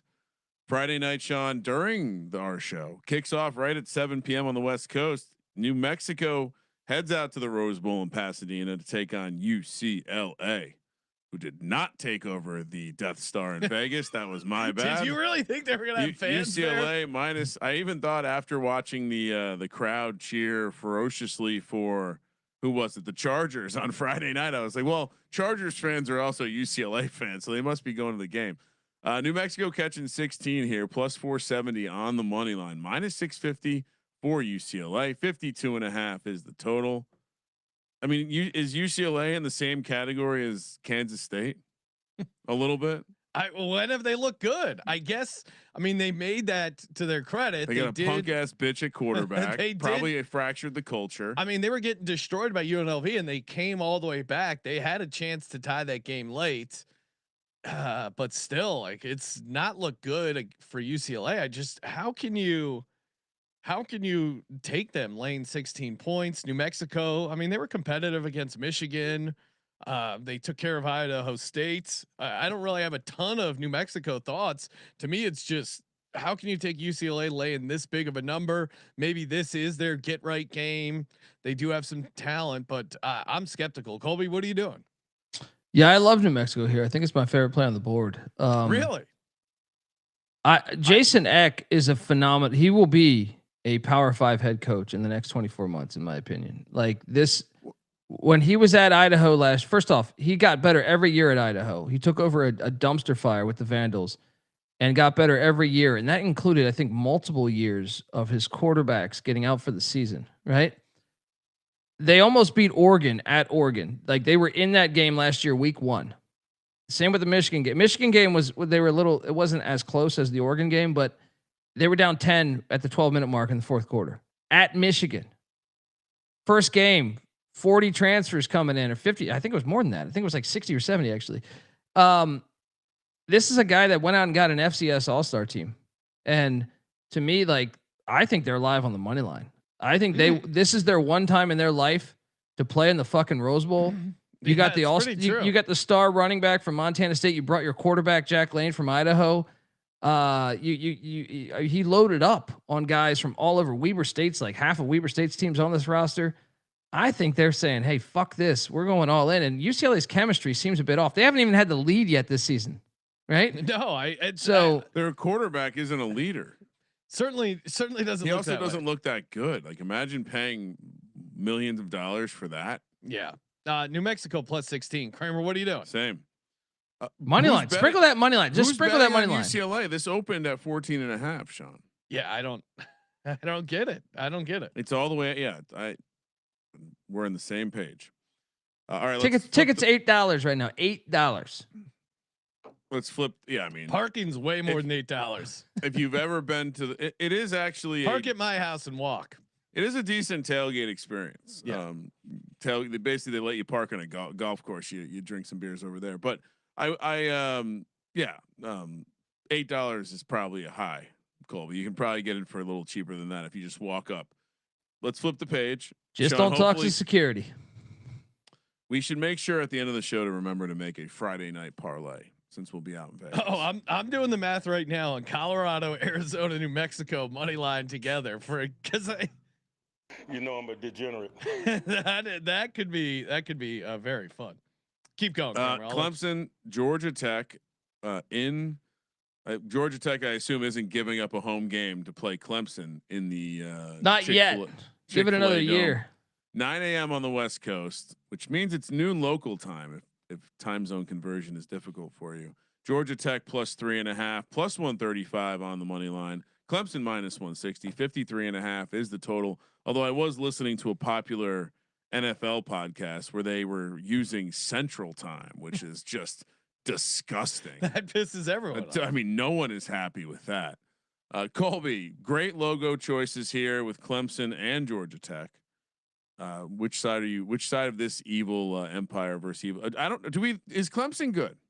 I'll start. Well, that's what I'm saying. Like, I have my concerns now. The line did jump way down. This thing opened up, I think, Sunday at like 6.5, 7, something like that. So you're getting the worst of this number, but I don't care. Like, Haynes King sat out the Gardner-Webb game to get ready for this. Yeah, me too. Looked hurt at the end. Well, what's crazy, Colby, he scored that touchdown when he was hurt to win that game. And no, he's a beast, dude. I got in trouble for calling him a dog on stage at ACC Media Days, and Brent Key interrupted to say, "No, he ain't no dog," right? And then Brent Key told me later that I best not fuck that up again. Pretty much. Shout out to Brent Key. Why did he say he's not a dog? Well, because the Georgia rivalry. So I said, I quoted his stat line. I said, against Georgia, you had like 150 yards and 3 touchdowns rushing. They called quarterback power, I think, like 22 times that game. That was my question. And then Key had not even had a microphone on him at this point. He was on stage. And when I said that, I go, "You're a dog. We all know that after that performance." And then Key came running up and he was like, "He ain't no dog." And then when I saw Key, he reminded me of this shit. Hey, and he said, Dundee. He goes, "Damn right, he ain't no dog. Better not mess that up next time." And I go, "Okay, you're a former offensive lineman. I know when to shut the fuck up." Right. Every college football coach voice I do is our buddy, the Bayou King himself. Water boy. No, Ed O. Every coach just ends up being like, "Hey there, Dundee." But dude, Haynes King, like, one of the things that blew my mind. I mean, we talked about it after the Colorado game on our show, was that when I met him, he was like, "Dude, I'm bigger than Haynes King. Like, as far as like height and everything, like I'm bigger than Haynes King." But he's got that DNA, man. He's back healthy. Practice today. Look, Clemson only outgained Troy by 15 yards, and they have no ground game. Georgia Tech, for under Brent Key, Georgia Tech struggles against like Pitt or Wake. The big games, they have shown the fuck up to. I don't feel good about Clemson right now. I don't feel good about their offense. And I do believe that despite Tom Allen improving that defense, which I do believe he's doing, I still think it's hard to cover quarterback power 50 times a game in a pivotal game, and that's what they're going to do. So I will take the Yellow Jackets more than a field goal at Bobby Dodd. Are you kidding me? Let's go. It sucks. It's only it's a 9 a.m. game. I think True. I would like to see this like under the lights or something like that. And as Colby mentioned, Sean, it opened 6, so it has been bet down to 3.5. Still. Yeah, I'm selling Georgia Tech here. Now maybe that was just the injury clarity with King. Like, okay, he's definitely going to go. We're good to lower the number, but yeah. And it's Clemson's first road game. Like, they haven't looked great at home. Now you got to go on the road. Georgia Tech's going to be up for this. That Troy game, I mean, my God. Yeah. I assume Troy's not very good, Colby. They almost lost to the Nazis, Nichols, the week before. They needed a fourth quarter rally to get that done. And one thing I will say is, guys, I keep meeting when we were out in Vegas 2 weeks ago, or whatever the fuck, 3 weeks ago. Yes, week 0. Why does everyone think I'm like a midget? I feel like every time they meet me, they're like, "Holy shit." The guy, there was a guy that took a photo with you guys. I don't remember his name, but he kept talking to me. He's like, "I can't believe," and I'm like, "I'm not even that tall. Am I that tall? I don't think I'm that tall." Well, but just if you see people, and I have this with like people we know from our company that we're just working together on Zoom or doing shows, you have no idea how tall they are. You have an image in your mind of how tall they are, and then you actually see them live. Every time I meet somebody, though, they think I'm like 5'5", and I'm like, Oh, well, you got to ask the question because everyone's the same height on Zoom. So why are all these people projecting on you? Like for me, it's I basically because I'm angry. Like, I'm yelling at Cloud. Maybe. I mean, I don't even like. I would imagine if they've seen pictures of all of us, like you're not the shortest guy when we're in a group, and so. They're projecting based on one of your personality traits, whether it's something when they're listening to you or more likely listening than watching. The chat is saying Colby checking in at 5'10". Colby, what are you, 6'2"? You're definitely 6 feet, right? I think my license says 6'3", but I'm 6'2". I think 6'2" and change. Yeah, definitely. Yeah, I mean I'm 6 foot. Colby's taller than me. Colby is not someone that like appears small either. Well, and also too, I think it's because Colby's rec league basketball team got beat by 94 points. That sounds like a guy who's fair. 5'7". And I had to guard Sam Perkins, story. Right? I certainly, but I will say this: it is it is amusing when you do come across someone that you've only known on the internet and they're very small. Well, it's just so strange because like it's become such a thing that I feel like majority of the people are like, holy fuck, I didn't know you're this tall. And I'm like, am I that tall? Like Colby, I've never also, been considered this anywhere in life. You are tall. Okay. So when someone meets you, it's probably alarming. Wait, we got a sexy, I think this is a bot. Really? Fitness Chick 4. Oh, what's up, on Fitness Twitch Chick 4? saying who is 5'2". None of us. And then look at this. That's what they thought comment. I was. She goes, everyone is the same height lying down. Great point, Fitness. That's not true at all. Like a huge fat guy is way taller laying down. Yeah, you got to climb the mountains for some big guys. Also, like depends on how the current blood flow and how erect you are. That comes into when you're laying down. That becomes your height, assuming you're not a big fat guy. We got the backyard brawl. That's true. Only one 9 a.m. game because we got it right to the backyard brawl, which probably should be a night game. Moneyline Mac will be here.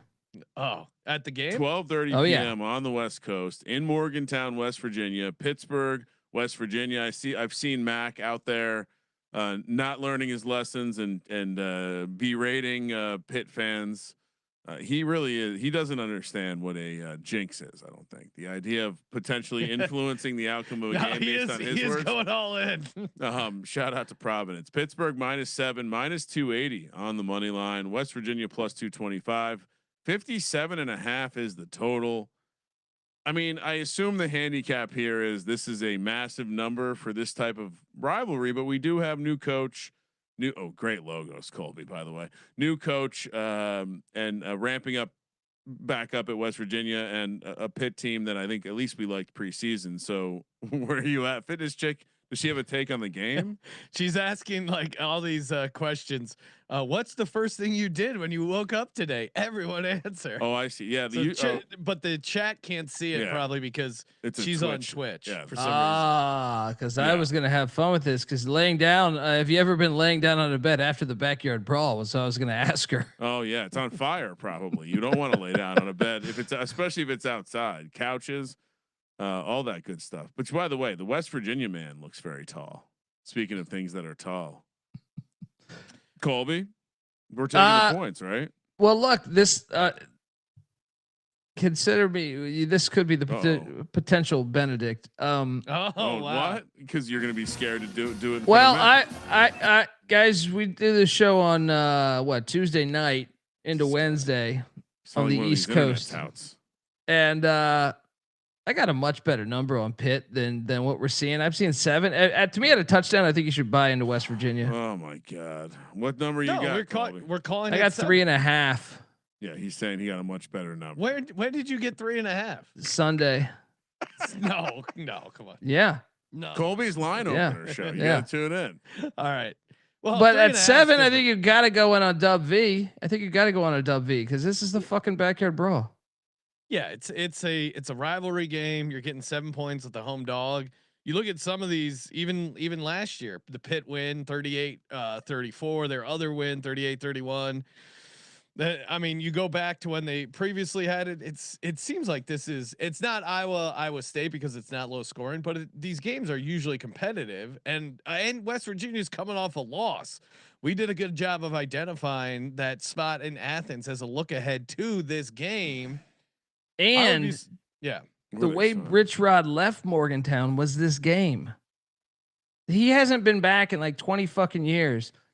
West Virginia fans hated him, even though this is a guy that played defensive back for West Virginia, coached there to their best year in their history of their existence. And then he left for Michigan after they were a game away from the national championship, and LaShawn McCoy and Dave Wanstead and company beat them. So that was this specific game. I don't know that the stakes can be any higher on him coming back to this.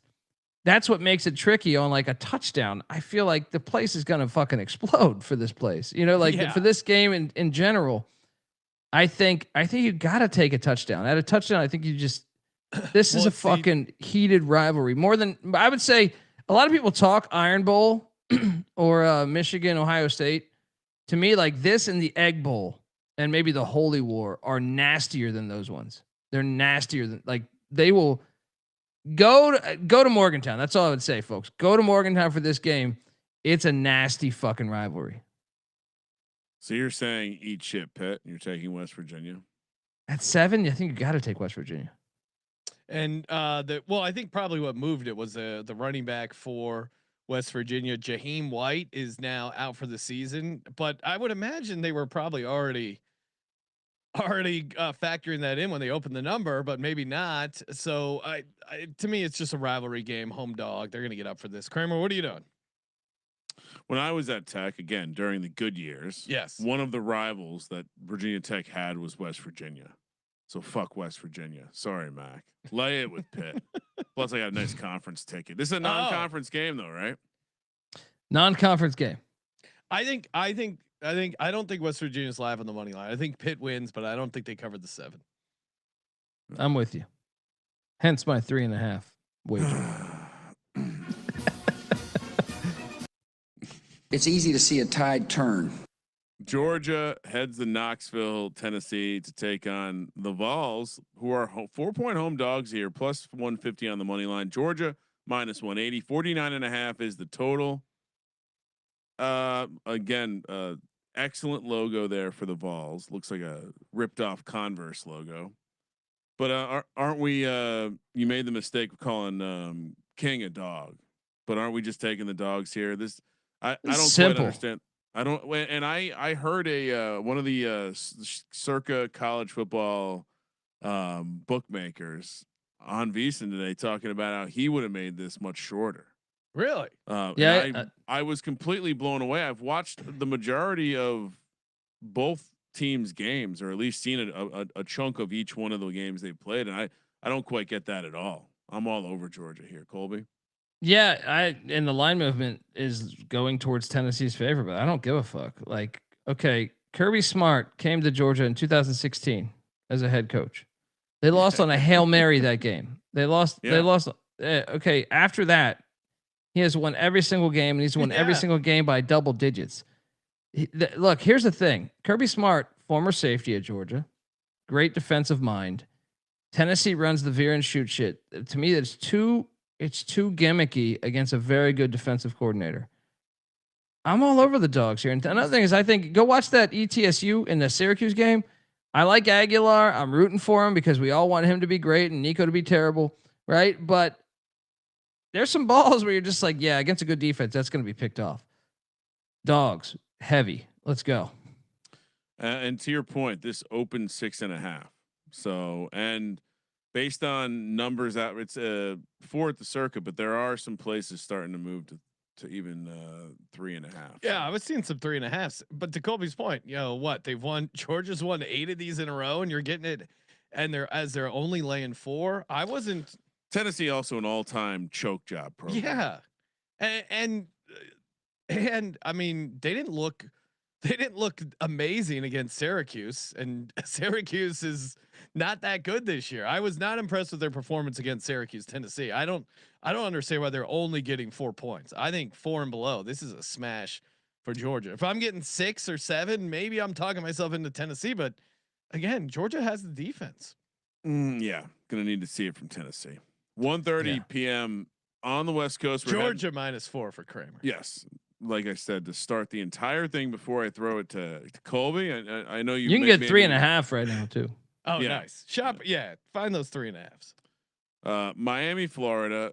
South Florida is catching 17.5. Colby, I think there's even, I want to say there's even 18.5s out there in this one, but Miami minus 800, South Florida plus 550, 56.5 is the total.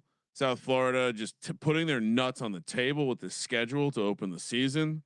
Gotta love it. And don't ever sleep on South Florida or Central Florida in the state of Florida, because they have massive amount of people that went there. They're like the JMU or something like that, a low bar school, easy to get into. Lots of kids go. It's like to travel to root for their school, going against private school pussies of Miami, who I have to admit, their offensive line's a problem. It's very good. I think it's one game though. It's one game. I think it's very good. I think it's going to allow them to win a lot of games, assuming their coach doesn't shit himself when it matters. But and by the way, the South Florida logo on screen, very, very nice. I never understood why the duck has a Band-Aid over its eye and smoking a pipe. That wouldn't be allowed in the Vegas airport. I'm taking South Florida to complete an absolutely magical run here. And take over the stadium in the process. So this might be the game I circle and say USF might have the crowd here, Colby. I mean, I was impressed by Miami's crowd against Notre Dame. So I know I'm a little bit. Dame. This is South Florida. The U is back. They do have a big game against Florida next week. I don't know if that but is that devalued by South Florida beating Florida? Yes. Yeah. Certainly. Maybe. But I'm saying, is Miami potentially looking a little past South Florida? Probably not, because South Florida has gotten some hype, but it could. I mean, never underestimate. I mean, Byron Brown is just a dog. I mean, how can you not love this guy? Just the way he attacks the field, the way he invites contact as a quarterback. I mean, I get that. Yeah, I get why they're catching this many points. But also, how are you getting in front of this bull right now? You're going to get the horns from South Florida. Miami has a good offensive line, to your guys' point. And Carson Beck's looked okay because of that. And that was a nice win against Notre Dame. Notre Dame well coached, tough spot for them opening up on the road, but this number is way too big. Notre Dame also was starting a first time starter. Yeah, give me South Florida and that's a good point, because I think if you circle a lot of this stuff that's happened, whether what teams have won on the road, short of Cal at Oregon State, which Oregon State's got its own. I don't even know what you classify them as. Are they a Power 5? Are they a Mountain West pack? That's the only one that really. Look everywhere else. If you've won on the road, you've won with an experienced quarterback that started a lot of games, which obviously South Florida has. I'll take the points too. I mean, look, I am a little weary that this now becomes the target game, and Florida is the team that we look to play on the money line. That's a letdown. Yeah. Yeah. But I still think 18. You said 18.5. I think I'd have to. 17.5 in most places. You can find 18.5, but we're picking it at 17.5. Here, I mean, just the fact Notre Dame I don't think they knew what they wanted to do offensively, and South Florida will press that. And look, I had on the college experience when we had when we did our South Florida preview, I had on a guy down there, and he nailed them to a T. He said Todd Orlando's got this defense much better than people think, and Byron Brown and the receivers they got in the portal, the kid from Tennessee, everything. He basically said, and he brought up specifically this game, because he said last year they won 50-15. But he said at halftime, the score was 22-15, and essentially USF made a mistake in the final couple seconds of the half that led to Miami getting the lead, and they kind of ran away with it at that point.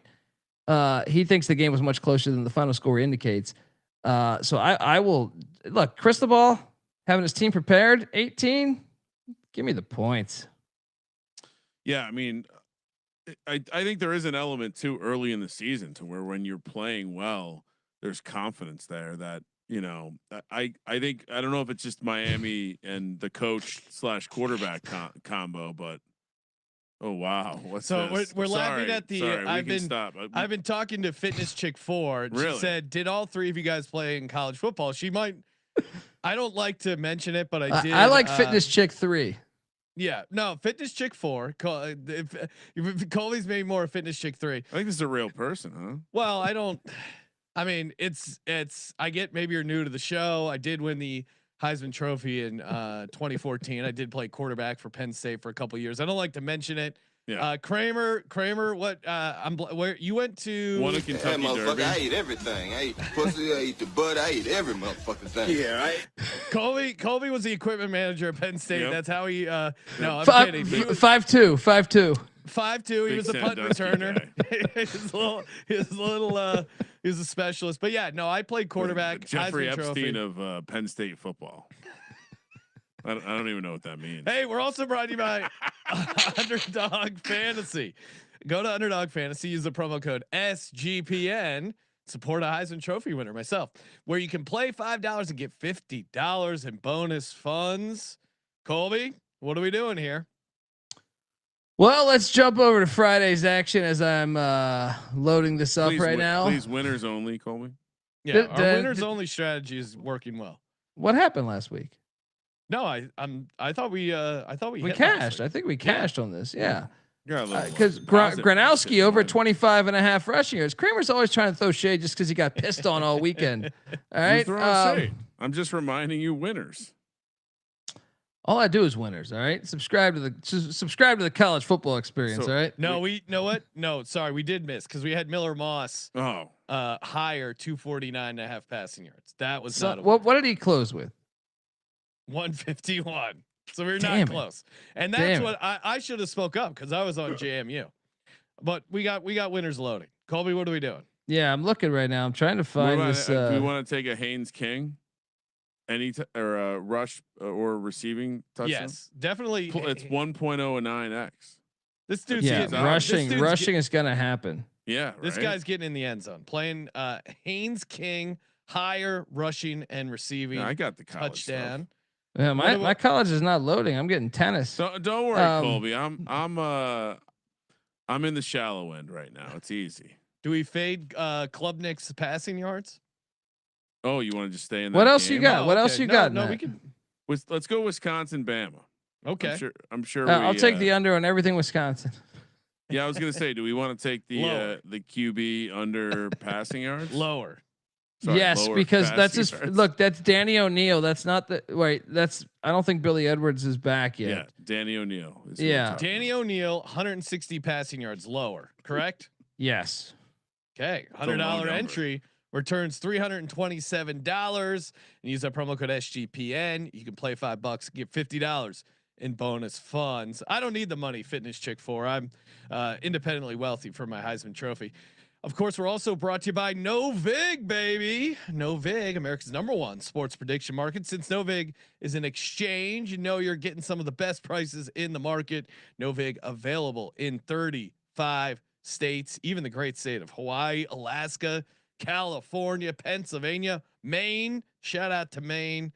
Good times.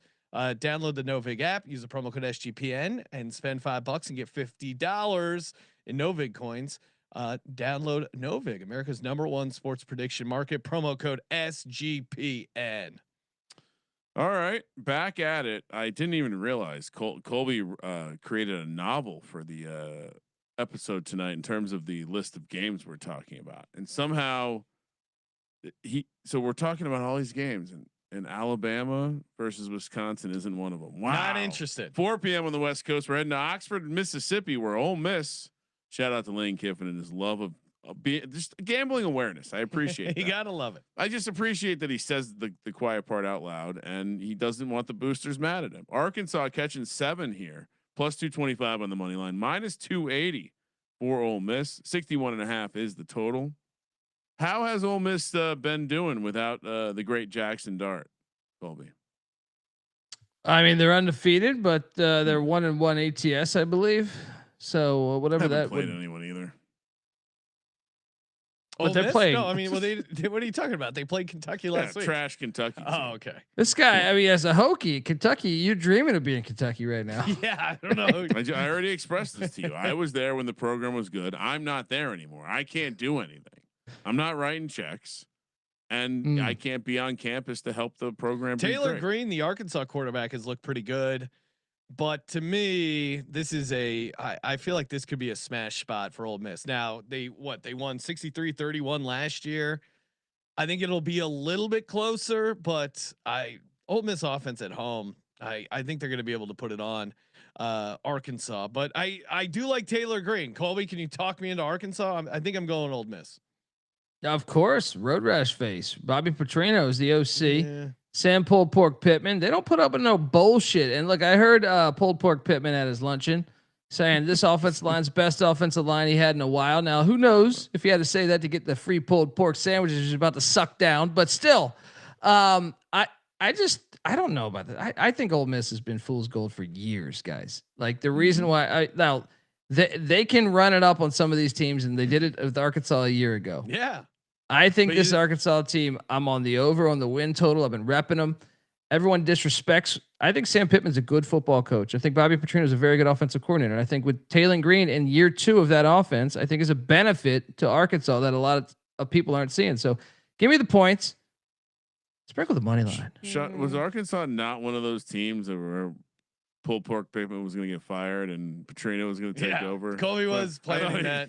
It is fun to say "Woo Pig Suey." Well, what do you mean? Like what do you quarterback though? But you're saying like I'm hypothesizing when your offensive. It's not. I can't think of one other school in America where the offensive coordinator goes to the basketball game and gets a standing O. Well, I mean, he is a legend in the area. I don't know if you've heard his stories. Likes to ride the motorcycle. All right, what are you going with? I'm sticking to my guns. Lane was mentioning how he felt bad about covering the spread. His tenure is built on built on preventing going back-to-back spreads, not covering in back-to-back spreads. Give me Ole Miss laying the 7. Kramer, what are you doing? I mean the number open 8.5. Arkansas has taken some money. It's still on 7. I'm gonna go with our buddy Bobby Petrino, Road Rash face, and Woo Pig Suey here and take the points. Someone got in my head earlier saying we were taking too much chalk. Although I'm realizing I have. What do you mean we're taking too much? We said New Mexico on the money line. Yeah, get that clown out of here. I have 2 favorites. I was gonna say, we have a tremendous amount of dogs, and Sean's taking all this chalk. It's ridiculous. What do you mean? ODU. Hey, why did this make? Sean, he stumbled upon. Why did this make the list over Alabama? I wonder Wisconsin? why. Oh, look at the Old Dominion logo is just such a great cat. Meow. ODU. What happened in that area that we had Spartans? We have queer cats. Great choice on the Hokie as well here, but I as a TMZ fan, as a TMZ fan, we should be talking about Alabama, Wisconsin before we talk about Old Wisconsin. Dominion, Wisconsin, ever since he went to that foo-foo offense, hasn't been relevant. All right. It's just Big Ten, SEC. It's what everyone wants to talk about. Hokies laying 7.5. This is diabolical. Colby, minus 305 on the money line. ODU plus 245. 50.5 is the total. Colby, isn't Colton Joseph just going to run all over this soft ass Virginia Tech defense? Is this guy Pavia 2.0? Because he leads the nation. Yeah. He leads the nation in rushing for a quarterback. And now you gotta figure this out. I mean, Prize probably put the house, talk to the real estate agent, get it going, get it up there. Right? Who's betting on this shit? Who's betting? Who's laying 7.5? It opened 10. Who's laying any of it? Yeah. What did he do? Colton Joseph, 10 rushes, 179 yards. 2 touchdowns Indiana. against Indiana. Woo! Kirk Cignetti, a little bit better of a coach than Coach Pry. I think the wrong team is favored. I think this Lion's bound to piss all over this Hokie too, Sean. Yeah, he's got a little left in the tank. If Virginia Tech laid down in the second half of a primetime game on a Saturday night with Enter Sandman, Sean, and Virginia Tech canceled their series going to Old Dominion. It was a 2-for-1. And they canceled all games going to Norfolk. Swap mascots. They're the Cowardly Lions. Kramer, what are you doing? Right? What happened here, buddy? Virginia Tech has 100% played road games in ODU before. No, they just canceled it like a month ago. They canceled every game. They were supposed to play in Norfolk next year, And then 2 years after that, and then I believe 2 years after that, and they canceled all of those games. They're only welcoming them into Blacksburg. And I'm wondering, Kramer, who are you rooting for here? Who are you rooting for here? Go to ODU? Why would you slum it and go to? Well, it's clearly a better football program if you're canceling games. Why would you slum it? But go just like you did with East Carolina, it's again. They beat you so many times. They beat you so many times that you lost your identity. You lost your JMU, the same situation. You head into the Carolinas. You got to watch out for those the sticks, as they call them. They strum the banjo and your asshole. Wow. Yeah, that's what they. ODU money line, Sean. Colton Joseph's the better player. Speak for the program. What? Virginia Tech. Virginia Tech should not be laying 7.5 in this game. You're crazy to lay 7.5, but it's allowing for all the donkeys to come in and bet Old Dominion. I'm gonna take a pass on this game. I'm putting you down for Virginia Tech -7.5. I'm gonna take a pass on this game.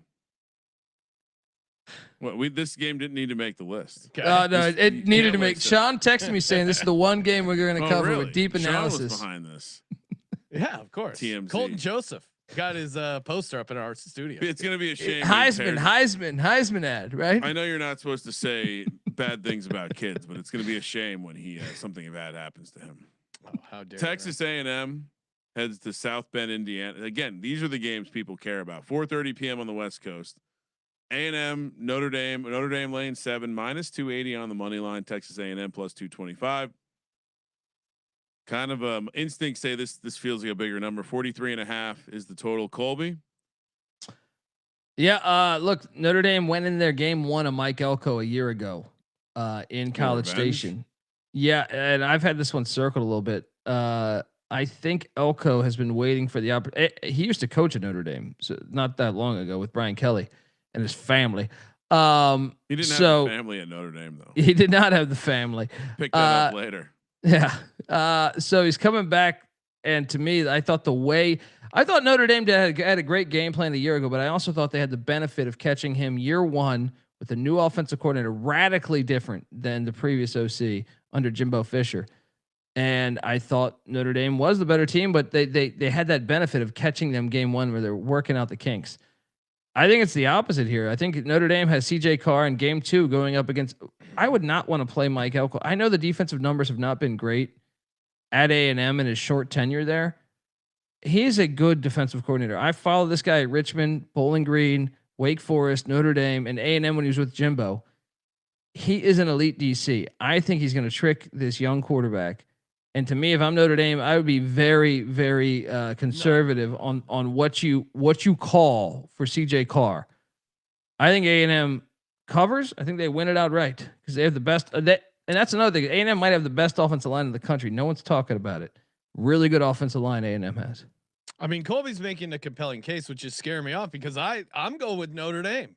Love Notre Dame. Marcus Freeman is the Andy Reid of college football. 7-0 ATS after a bye, and I thought the young quarterback looked good, and now you have 2 weeks to prepare. What are you laughing at? It's incredibly confusing analogy. What? Andy Reid's good after a bye. No, I understand it once you explain it. But what? How is that confusing? He's black Andy Reid. That's what you're saying. I mean, they both. I'm Kramer. Our audience knows Andy Reid is good off a bye. The only thing they have in common is that they're good off a bye. I guess. They're also football coaches. 2 things they have in common. Yeah. That's it. I bet I can find more. I doubt it. Has Andy Reid done any bits with Shane Gillis? Probably. They also, I'll bring up some more here. He was also a positional coach, much like Andy Reid starting his career. So yeah, there's a lot of similarities. Colby, how has Texas A&M been on the defensive line? Well, that's the thing. They gave up a lot of yards to. Well, first off, you got to know that if you've watched Utah State football, they used to keep a good program. Well, no, they made a good hire, but they're not going to be the type of team that is going to air it out. Something bad about them with the pig farmer at the quarterback spot.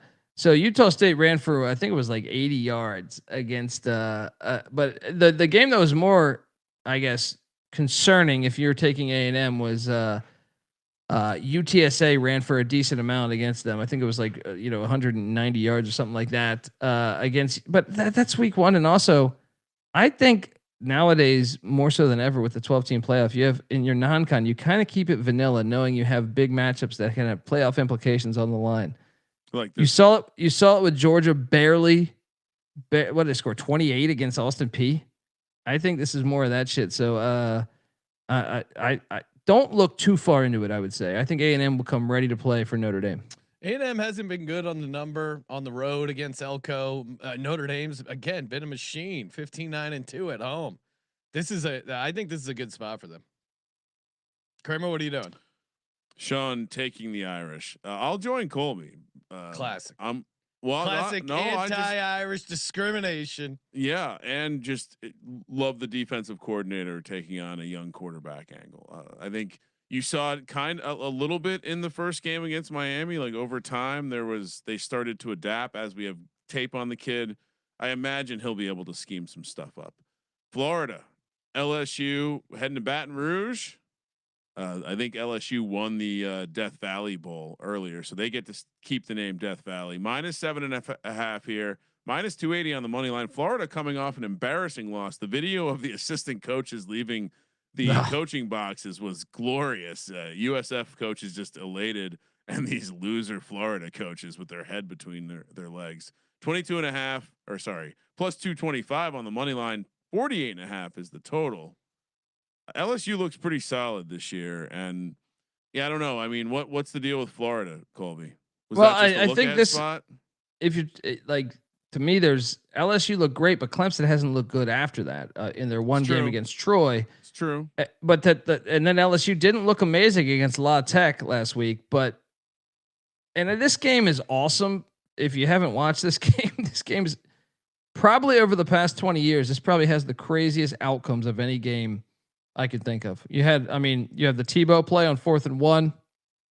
You have, just the shoe throwing incident that got Mullen fired. Oh yeah. Wait, you just have this game has. Remember the fake field goal behind the fucking head pass under Les Miles. So traditionally, I would say you want to take the points here, but I've locked up the under on Florida, and I didn't even have them losing to South Florida. I don't think Billy Napier's a good football coach. I've always said that. He's on the hot seat, right? I look. He killed it at Louisiana when the Sun Belt West was incredibly down. I don't know how good of an X's and O's coach. They let him be OC. I have my concerns. I also don't think Lagway gets a lot of hype for a guy that's never really looked good. And by the way, here's where I mentioned he's played one road game at Florida State last year when they were a 2-win team and there was like 30 people there. This is a road game. Loss. Lay it with LSU. Yeah. DJ Lagway is Anthony Richardson 2.0. Because I think the NFL scouts might be intrigued by him a little bit. And to your point, I'm sure you heard this, Colby, but the cover 3 guys, I saw a clip where they were wondering how long it would take Cristobal and Napier to get out of an escape room. Would they ever be able to get out of that escape room? Because to your point, at some point, like how do these guys? How do schools keep failing in the same way by like hiring the recruiter who can't coach? They were like, oh, he was with Saban at Alabama, and it's like, how many times does that have to fail before? Cristobal too. Cristobal and Napier, Derek Dooley. You can go on and on. Mel Tucker. How many of these do you have to have? McElwain at Florida / Central Michigan when you had Connor Stallions on the bench. Who are the Saban assistants that have been successful? Are there any on the defensive Kiffin and side? Sark. Kiffin and any Sark. On the defensive side though? Smart. Because Kirby Smart. Yeah, there you go. Smart. Yeah. And that generally happens when you have someone that controls one side of the ball. They oftentimes have a weird coaching tree phenomenon where the offensive guys end up having more success, not the guys who can't replicate their system. And yeah, Napier sucks. I'm taking LSU.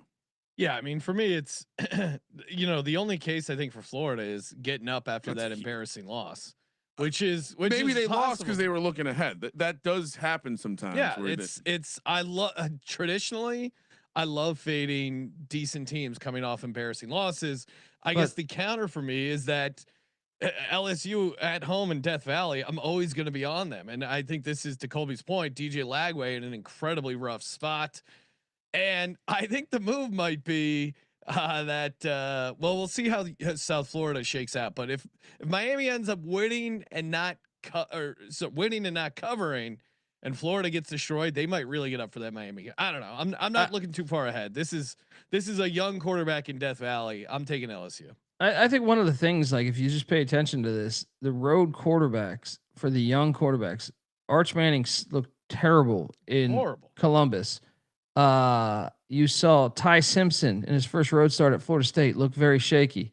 You saw CJ Carr look like he had moments, but he got better as the game went on, but he did not look good, I would say, at Miami. And this has been a theme the whole entire season, especially now that you still have like some 7-year guys, but most of the COVID shit is over. So there's kind of been this gigantic gap. I'll take Nussmeier's been at LSU for a while, and you got Lagway. This is, like I said, is pretty much his first true road start. Have fun with that. Yeah, you need to tell Kramer because he's still wearing the mask in the office. I told him, Kramer, come on, the COVID shit is over. Oh, Colby said COVID was over, and I'm saying, well, no, I thought he was wearing the mask because all the piss that hit his face last week because of the 7-year starting quarterback. Next game. Great transition to the next game. Vanderbilt heading to Columbia, South Carolina, where they are getting, I'm sure Colby will tell you, getting disrespected on the point spread, catching 5.5 points here. I did hear a popular gambling host do some incredible mental gymnastics to do the transitive property to say why Vanderbilt should be favored in this game. Plus 170 on the money line. South Carolina minus 205. 48.5 is the total. One of these teams has an NFL quarterback, and one has a little annoying little gnat running around, running this gimmicky offense. Kramer. Vanderbilt is the equivalent of the new kickoff rule in the NFL. Just a gimmick. Oh, you're putting Colby in a pretzel. Don't do that to our guests, right? Just a gimmick. This is Vanderbilt all the way. Pavia lives for these games. Virginia Tech wasn't a challenge. This is a challenge, but he's not going to get beat down by a cock on the road. This guy shows up early and often. What makes you doubt his ability to make this a game? I mean, Pavia is a dog. I'm going to be on Pavia every single time. Colby, are you on South Carolina? I would be surprised. Yeah, I'm not on South Carolina. And part of the ridiculous AP poll is that South Carolina is ranked and Vanderbilt's not. Vanderbilt went Tulane Stadium, where South Carolina barely got past Virginia Tech there in that neutral site game where they had pretty much the home edge. Look, they've won 18 straight against Vanderbilt. Diego Pavia played last season against South Carolina, got beat down, and that was his worst game. They highlighted it in that fucking documentary. He is, to me, like this is his pinpoint. He's pinpointed this game, from what I understand, is like, this is the one. Fuck this. This streak is ending. And he's just the type of guy to do that. Kramer can be in denial all he wants, but Pavia is a winner, more than most we've ever seen at the quarterback spot in this day and age. He's going to be ready for this fucking game. I don't think South Carolina is that good this year. I think they played a shitty Virginia Tech team. I think they struggled against the South Carolina State team in the first half in the FCS. Vanderbilt, money line. They're better this year than they are last year. They got stronger on the O-line. They got better at the skill position players. And they got Diego pissing Pavia, who's the ultimate fucking dog. Yeah, winner 3-5 in conference last year. That's pretty good for Vanderbilt's roster. For a winner, losing more games than you win. Good for a winner. I mean, lay it. Did you see that? What Vandy had on that team? Beamer, and to win some of those games, he was like a 21-point dog against Alabama. Beamer clearly thought it was offensive the way they ran up the score in Blacksburg. He will not be okay with that. You saw the emotions he had around Blacksburg during that first opening game at the horrible neutral site location. Duke, I am on South Carolina. I will. By the way, did you see there was a cock at the I think it was the Florida State game, a dildo on the field. Oh, I just did. like the WNBA. Yeah. Tell me when the triple option propaganda has failed us. Tell me when. I'll wait. I'll fucking wait. Colby's yelling at Kyle. Give my email address. Give my fucking email address on this. Kyle, tell me when it has failed. Check out Kyle's shows. Great handicapper. Check out his YouTube. Army just won at Kansas State. 18-point dogs. How did that happen? How could that 43 minutes of clock time? How the fuck did that happen? Let's have a summit. We'll call it the triple option summit. Kyle saying I'm about 2 hours behind. I just want to shout out somebody finally calling Colby out on his weird ass incorrectly calling me out. Incorrectly. 6 and 5 is not something to tout when you get better athletes in the other school. We've already been down this road. Comparable athletes, and find me the defensive coordinator who had more success against Paul Clemson. Easy. Who was it? Clemson, Brent Venables. Fair. He was pretty good though as a DC before he became a head coach. Duke, Tulane, in beautiful Nolens, Louisiana. Tulane -1 here, -110 on the money line, both ways. Interesting. I would take that money line 10 times out of 10. 54.5 is the total. Under the lights down here. This is the ultimate private school Illuminati battle. I'm sure there's some high stakes in the dark, deep caverns. Someone's gonna have to walk on broken glass or maybe suck a dick. We'll see. They trade. Is that why Retzlaff went there? I mean, I would imagine it's like they saw his game off the field. They're like, come down to New Orleans, you'll fit right in. Where are we at with Duke on Tulane? By the way, a very popular team in the sharp streets. Where are we at with Duke, Colby? That Illinois game, I think it was very misleading. In fact, I'll even read a text from them. They were in there. NC Nick's a lifelong Duke fan. All right. If you know, he's been a fan since fucking Anthony Dilwig was their starting quarterback back in the day. So, he sent me this text, which I thought, well, hold on, let me see if I can pull this up. A pretty hilarious text on losing by, what was that final score, Sean? Do you have that in front of you?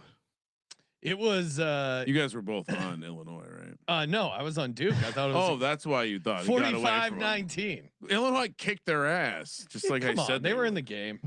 Yeah, 45-19. This is the message. Duke loses 45-19, but I actually come away from this never being more excited to be a Duke fan in my life. Come on. They lost the turnover battle 5-0, but oh my God, when that offense is going, it's going. Mensa is fun, but they got to clean up some shit. Can they do that at Tulane? I'll take the sex kid over Mensa. Give me Retzlaff. The sex kid. I'll take that sex kid. The sex transfer. Sex transfer. I'm here for sex. Is that a sex tranny? Is he transferred? No, does that count? No. I mean, I'm not. I mean, you couldn't say it was short. You do transfer from one gender to the other. Private schools don't usually jive with that kind of stuff. Colby, are you taking Duke on the road here? I am. I think they're a much better team. I think they're a much better team. I really believe that. Duke shot themselves in the foot a lot. Like some of those fumbles, I believe you could play that game 100 times. They would never happen ever again. Someone just imagine me at a sportsbook, just like slamming. How could they lose another? They had the worst fumble luck. One of them, the running back recovers like all alone. Sean, you remember this, right? Like, yeah, the quarterback fumbles, he gets hit from behind, and the running back has like 5 yards of space. No one's around him. He tries to pick it up and run with it, which he kicks it straight to an Illinois defender. No way this is consistent. Duke is the play. Yeah, I mean, something I brought up before the season, but Illinois going to be very physical this year. Are they a team we track opponents the next week after they beat the crap out of the Leathernecks of Western Illinois? They got murdered by Northwestern. So perhaps I'm just saying, be careful. Duke could be sore and battered. I'm taking Tulane. This is not a good strategy, disagreeing with Colby this much. I don't think so. We'll see. Someone's got to win. Someone's got to lose. Utah heads to Laramie, Wyoming to take on Wyoming. 5 p.m. on the West Coast. So we know there'll be some wind and some weather. A +24 home dog, 13-1 on the money line. Are you kidding me? 48.5 is the total. Listen, I watched Utah play. Utah still has a very good offense. Here's my concern here. The gap between Wyoming's defensive line and Utah's offensive line is very wide. Very wide. And this feels like a trap. So tell me why I should take the points. Oh, I love the Laramie Cowboys here. First off, elevation handicap alert, 7,156 feet. Salt Lake is only at 4,326. That is still a big step up. Wyoming was 3-1 last year as a home dog, and you go obviously it's the same. The DC is the head coach now. If you go back to 2020, 11-3 ATS as a home dog, and Utah has Texas Tech on deck at home. This is textbook Laramie football. This is when they catch people sleeping. When they're a good program, a good team like Utah come in, they have the talent advantage. But this place is Laradice is going to be rocking here on Saturday night. 24 points. Utah is off to a great start, and you guys are right about. They have an NFL offensive line, Sean. You can't it.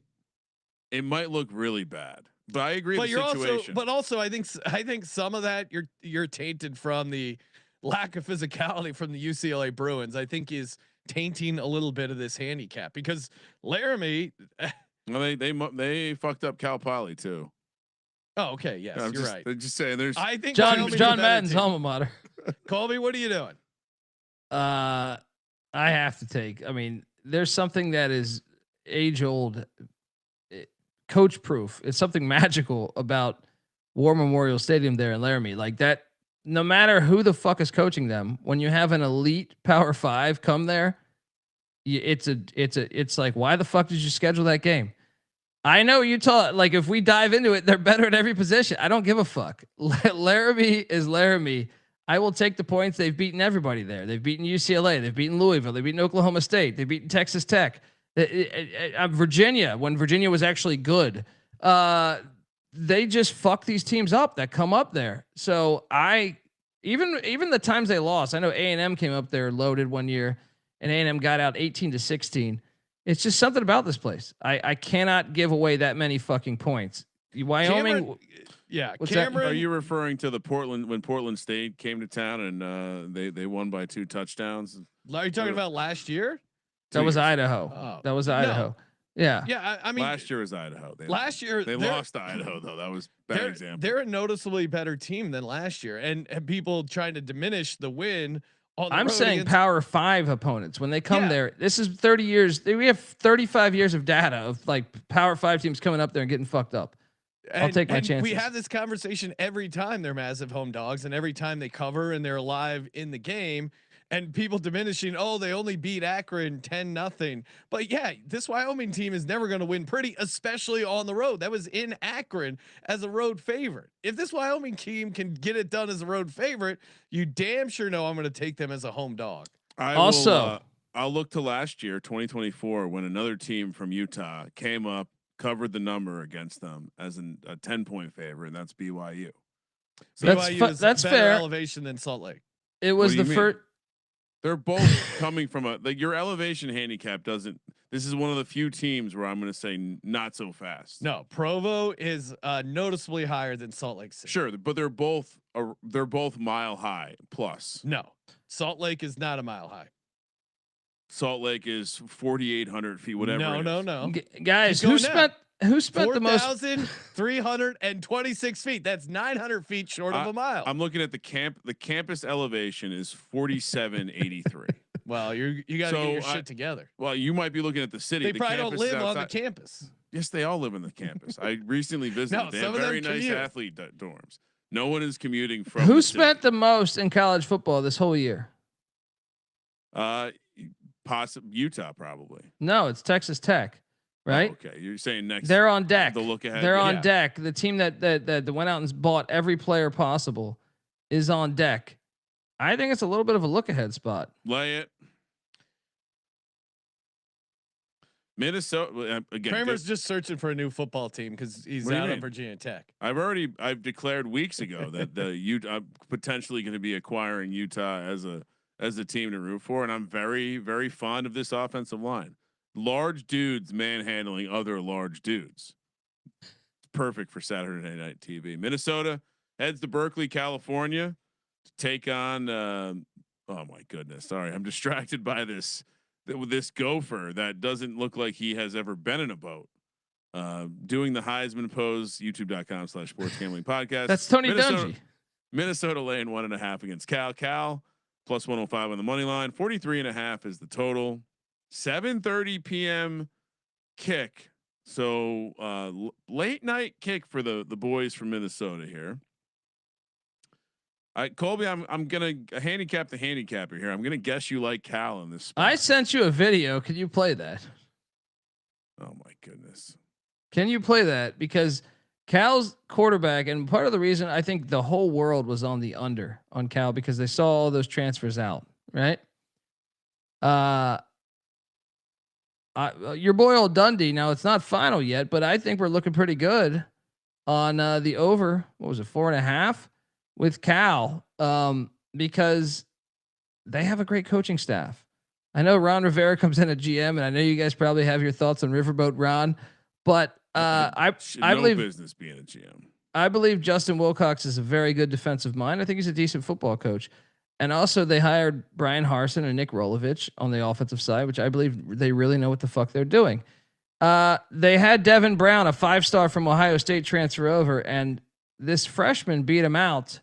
This freshman quarterback from Hawaii. Audio, yes, you do. Yes, you do. And the freshman quarterback, obviously Rolovich played at Hawaii, coached at Hawaii, so plugged into the pipeline there. They flipped him from Oregon, and this kid's a stud. And I'll wait. I'm purposely not saying his name for sake of comedic timing for the video. Thanks for the heads up yes, here. thank you. Thanks for the heads up. The spread, if you're wondering, Cal's a 1.5 point home dog, plus 105 on the money line. Total sitting 43.5. We have a segment on learning the quarterback's name from looks. This is the second like time you repeated the spread as if I didn't already say it. Well, someone in the chat was asking for it, so I thought just said it. Oh, the chat, Christ, the chat can fuck off. Oh, the chat is just full of commands, and you love to let the chat be your master. God, all right. Okay. Sorry for repeating the spread to kill time while you pulled up the video. Well, that's fine. It's the second time you've repeated it as if I didn't already say it. Here we go. I was not trying to shame you. I was reminding the audience.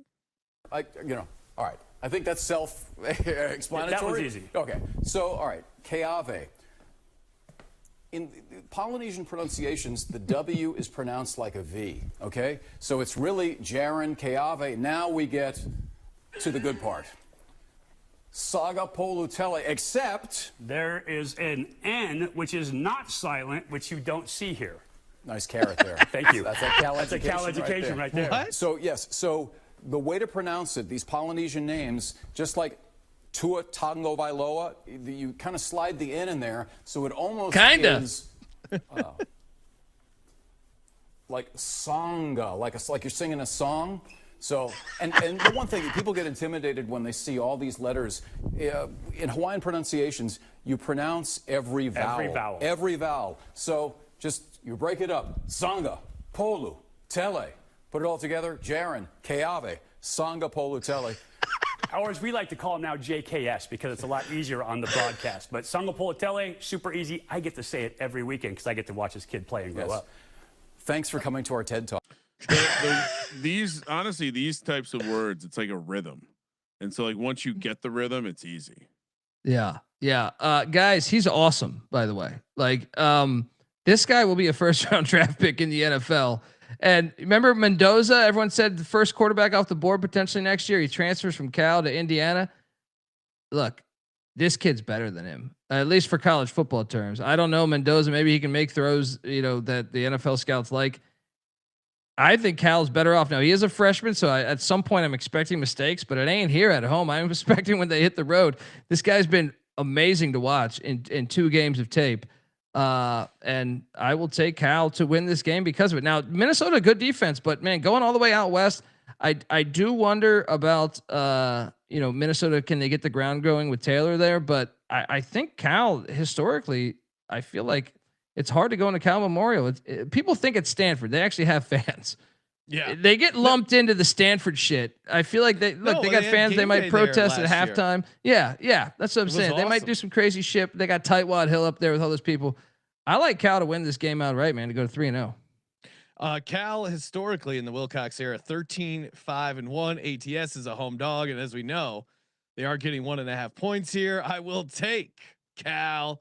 Colby sold me on this quarterback, and Colby, you were right. I thought, what was it, week 1 or week 0 against Oregon State? I'm like, you got to take Oregon State, but Cal put it on him. So I think some of that is certainly what Oregon State is this year, but I'll happily. I like that coaching staff, man. I think that's like really 3 really good football coaches on one staff, and not including some of the other position coaches. Riverboat Ron, maybe he's smart enough to say, "Hey, Wilcox, do what the fuck you got to do." Well, I mean, that's what a good GM does, right? Yeah. Maybe get out of the way, like facilitate. Also on Cal, I was trying to dig up some evidence of this, but I have memory of Minnesota not doing well when they travel to the West Coast, but was not able to find supporting statistics. So just say I looked up the road ATS of PJ Fleck as a road favorite. It's about 500. But yeah. I don't know West Coast specifically. Just not interested in this team this year. I'll tell you when I watched the Buffalo game, I didn't watch the Northwestern State game, but they didn't look very good. Drake Lindsay was a guy they brought in that everyone hyped up. I thought he looked like a complete lawn chair in that in the Buffalo game. So it's his first road start too. Another young quarterback, first ever road start here. We're fading that. All right. Last one, Texas State. By the way, that was ridiculous. Arizona State heading to Tempe. Forks up, maybe laying 14.5 here. 7:30 p.m. on the West Coast. I see 15.5 right now. Oh, okay. Plus 500 on the money line. Minus 700 for Arizona State. 59.5 is the total. We will pick it at 15.5. Colby, what's the deal with the? What happened to Sam Levitt, man? 82 yards, 10 of 22. I was told he was going to be going for a Heisman this year. Yeah, really? By who? Yeah, I'm glad I was skeptical of Arizona State. Oh, okay. Because and you know I do think he's a good coach, Dillingham. I mean, Scadaboo was clearly such a dog and put the team on his back, and they just had a magical run last year. And he called out the alumni like that. Coach Price should take some fucking notes. That being said, I like this spot for Arizona State. The number might be a little too big, but this is a get right spot at home after losing the walk-off. I like Dillingham's ability to motivate this team to get up for this game. Texas State coming off an upset win against UTSA. So yeah, I think this is a good spot for Colby, Arizona what State. happened what to do UTSA? What come on. Yeah, what are you doing? I felt so good about that play too, man. Credit to them. I did not think that was possible with a freshman quarterback. But this is another one, guys. I mean, this freshman quarterback, what's his name? Brad Jackson, played really well. I mean, he threw for like 300 last week. Only 1 turnover. That was his first ever road game. I'm doubling down. No fucking way. That's a rivalry game too. So I think coming off of a rivalry game, you got to go to Sun Devil Stadium. Remember UTSA is like an hour away from San Marcos. So like it's a road game, but it ain't, I mean, it qualifies as a road game because UTSA fans were there and you know, it was loud, but I just, he's got to be human. It's got to stop here. I'm going to lay it. I'm going to lay it too, especially knowing the way Arizona State lost on you know, your defensive players. From what I saw, there was a miscommunication by the safety in the corner. It's terrible. Certainly. Yeah. Hey, let's should we let that guy run past us on the post route? Terrible. Yeah. I mean, how do you lose? It's like very aggressive though, to leave all your corners on an island on a 3rd and 8 like that. But Brian Ward, he's been a good defensive coordinator there. So, but I'll double down on State. I think a lot of people might jump on Texas State. I think Arizona State probably wins this one 31-14, 34-14, something like that. So let's go Sun Devils. Not looking ahead to Baylor next week. They can't look ahead anywhere right now. Like right now, after that loss, you gotta. They didn't play good against Northern Arizona week 1, so I think they just need to take this one. Texas State almost beat them last year. Texas State probably should have beat them last year. They lost 31-28. Kind of reminded me of Greg Williams blitzed the house on a Hail Mary, and then they just yes, it up. Yes, it was a walk-off. It was the Raiders, I think. Forks up, but I don't love it. Yeah, I'm a little the over 2 touchdowns is a lot, but I'm going with the. I don't know. I watched that UTSA a little bit of that game after I lost the bet, and man, I will agree with the chat. The Texas State quarterback. Yeah. No, he's good. He is good. Gonna feel but he's got to be human at some point, right? I mean, he's a true freshman. What are we fading? We're fading the road spots. This is back-to-back away too. I'll take my chances. Time for the Lock, Dog, and Tease, brought to you by mybookie.ag. Head over to mybookie.ag. Use that promo code SGPN for 100% back bonus up to $500 for new customers. Mybookie.ag. Promo code SGPN. Kramer, first lock. Georgia. Ooh, that's a good lock. I think I'm going to also be on that. Dog. Ooh. I almost stood out of line there. Is it I don't usually put a Friday spot on here, but is it crazy to take New Mexico? Is that crazy? No. You know what? Give me Texas A&M. Texas A&M, and what the plus 220, plus 225 on the money line. Lock number 2. Give me UCF plus all the points. USF, right? What did I say? UCF. Oh yeah, USF plus 17 and a half. Which, by the way, this is such an electric story because all that the national media loves to talk about how football's better when Florida State's good. Football's better when Miami's good. Florida. And then people are saying, well, football's better when all 3 of those schools are good. And then South Florida comes in and just drops their giant bull nuts on the table. Watch out. All right. Let's bonus lock. Let's do a bonus lock. I don't like the idea of taking the short number with Arizona. I do kind of like fading UCLA. I do kind of like fading Minnesota. You know what? Let's land on this LSU team. Florida sucks. And I told myself stay with major conference takes. Although South Florida's kind of outside that realm, I'm fading Miami once again. Tease. Jesus. Utah down to 18. Scared. What do you mean? Scared of Laramie. Cal up to 7.5. It's a good tease, Kramer. Yep. That's how you do it. And let's go Georgia Tech up to 9.5. Ooh. Okay. All right. For me, Georgia Tech is it's pretty interesting. All right. For my first lock, Arizona plus 1.5. Kansas State is bad. I keep looking at what I'm missing here. Next lock, I also agree with Kramer. Give me Georgia -4. And for my next lock, come on, my bonus lock, it's got to be Wyoming, the Laramie Cowboys plus 24. Oh. For my money line, there's a couple interesting money lines. One, obviously Pavia. The other one, sorry, Kramer, it is not good times in Hokie land. Give me ODU on the money line plus 245. Enjoy betting on I don't know, inbred zesty cat. It will be fun. All right, for my tease, give me LSU -1.5. Give me Cal up to 7.5.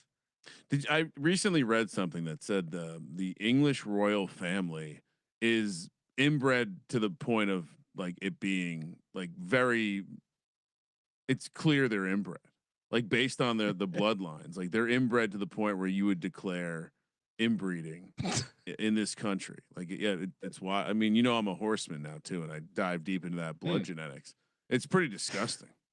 All right, so my last leg of my tease, great fun. Well, ODU, they're basically the monarchy over there. Oh, okay. The Monarchs, I believe, right? LSU -1.5, Cal plus 7.5, and Notre Dame laying a point. My 3-team tease. Colby, what do you got? Let's lock up them dogs, Georgia Bulldogs against Tennessee. Okay, smart of you to copy me there. Let's lock up the New Mexico Lobos there. I almost did that. I like. I mean, I like that. Think they know how to get to California? Are you to LA, or did Foster have to help them? And let's lock up. Let's fade the sex tranny and go with Duke to get it done. Duke is the small little yapper. And the dog is look. I want to jump on so many other dogs, but there's one that it's been loyal to me. And Sean, I'd like you. Yeah. To take it in, just breathe and smell that piss all over Kramer's face. All right. I smell what the Pavia is cooking. It's disgusting. I have to take Pavia on the money line because, that piss is still in the air, and it's treated. It's he's been pissing on a lot of people, but it ain't me and you, Sean. We've made a lot of money off of Pavia. So he's treated us well. Lenora Sellers, I apologize. That was going to be my other one. Colby, what's a tease for the ladies and gentlemen? Yeah, let's tease New Mexico up. What is that? 22. What is that number? Yeah, that's perfect. LSU minus, what is it? 1.5 now? Yep. 1.5. And let's go to Arizona State. Let's go to Arizona State. Knock it down to 9.5. 9.5. And guys, I will propose a fade the young quarterbacks parlay of we bet on LSU against Lagway and really his first ever road start. We go with Cal against the lawn chair in his first ever road start. And we go with Arizona State against Texas State in their Texas State's second ever road start. But it's no way. Lightning strikes. No, come on. Fade the young quarterbacks parlay. So Colby's. Oh, go ahead. LSU plus 7.5, Cal plus 1.5, Arizona State laying the 15.5. I was just going to update. So the average English royal family member is what podcast is Kramer on? Is essentially the equivalent of second cousins having children. Funny enough, the most inbred royal family is the Spanish, who I don't know what happened in the 1700s, but they got crazy, and now. The average, basically, the parents are first cousin. I mean, it's disgusting. These people are. And now you're pulling for ODU football after all of that. Good luck. Okay. Aren't you? You're insulting the Monarchs there. Okay. Yeah. Okay. Come on. It was a bit too long for you. The only thing on my mind, Gene, was pussy. I thought we were talking Lock, Dog, and Tease. And Kramer's hitting all the Royals. I was just cleaning up some data I was putting out earlier. I would say since we all locked up Georgia for the contest, that's one of our consensus. We maintain the same plan. I think we pick them out and we finish with the consensus. All right. What's your first pick? Who wants to go first? You've gone first previously. Georgia. Okay. Ruining the consensus. I'll go. Well, there's plenty of other consensus. I do like Georgia. Yeah, give me Arizona plus 1.5. Kansas State sucks. Colby. Let's go to the likes of I'm gonna trust my locks, guys. Good strategy. That's what we do here. Give me these Lobos at the Rose Bowl in front of what, 12 people? Nice. Yeah. I want them in the card. That's good. Kramer, next pick. LSU. LSU minus 7.5. Florida sucks. All right. And that line might actually be different on the contest. I don't know. We'll see. I mean, Colby's with me. Wyoming plus 24. That because Kramer already used my other lock, which I thought would have been a good consensus, but I will go Wyoming plus 24 points. Colby, second play. I mean, I know Kramer disagrees with me, but he's still. The point. That's why we all have to pick, because we're not good enough to go 7-0. Duke plus 1. Sean, should we go Duke? I mean, I love Duke, but I also know that Pavia is the absolute greatest human being to walk planet Earth. It's your call because we don't. You didn't lock up Pavia, did you? No, you didn't. Well, he's my. I wanted the money line. I wanted the money line because that's more value. Fair. So, Sean, get Duke off the board. Let's go with Vanderbilt. Get this because we know this pile of trash over here. Still smelling like piss. I don't want to not have Pavia on the card. All right, so our seventh consensus play that we agree on: Arizona State laying the 15.5. USF getting the 17.5, which no one used. I think we all like. Georgia Tech plus 3.5. Yeah, we should take some. And Wake. I like South Florida, but Cole, you made a good case for Cal. I also like that. Kramer, what do we do? I would say we should, based on our I think we should. I was gonna say we should take the points. ASU. We kind of do need a favorite on there. ASU. We have LSU. We have Georgia. We only have two favorites, but I'm saying ASU. ASU. Yeah. All right. ASU. Okay. I'm fine with we were that. there. They treated us. We had some of that delicious pizza. Venezia's. Shout out to Venezia's. Okay, great show as always. Hit us up on Spotify with a 5-star. Comments, questions, Always appreciate you guys rate and review over there. Apple Podcasts, youtube.com/sportsgambling podcast. Smash that subscribe button. Check out Colby Dant and the College Experience crew wherever you get your podcasts and on YouTube. I like this 2 hours and 15 minutes. Let's keep it up, guys. Jesus Christ. I didn't audit the list before Colby got live. Colby added rows. He somehow he knows how to add rows. Well, he added rows and managed to not screw up any of the formatting. So I'm actually quite impressed. And of course, as always, thank you for participating in the Sports Gambling Podcast. For the Sports Gambling Podcast, I'm Sean, stacking the money green. He's Ryan. Go Utes. Kramer, let it ride. I'm wet. None.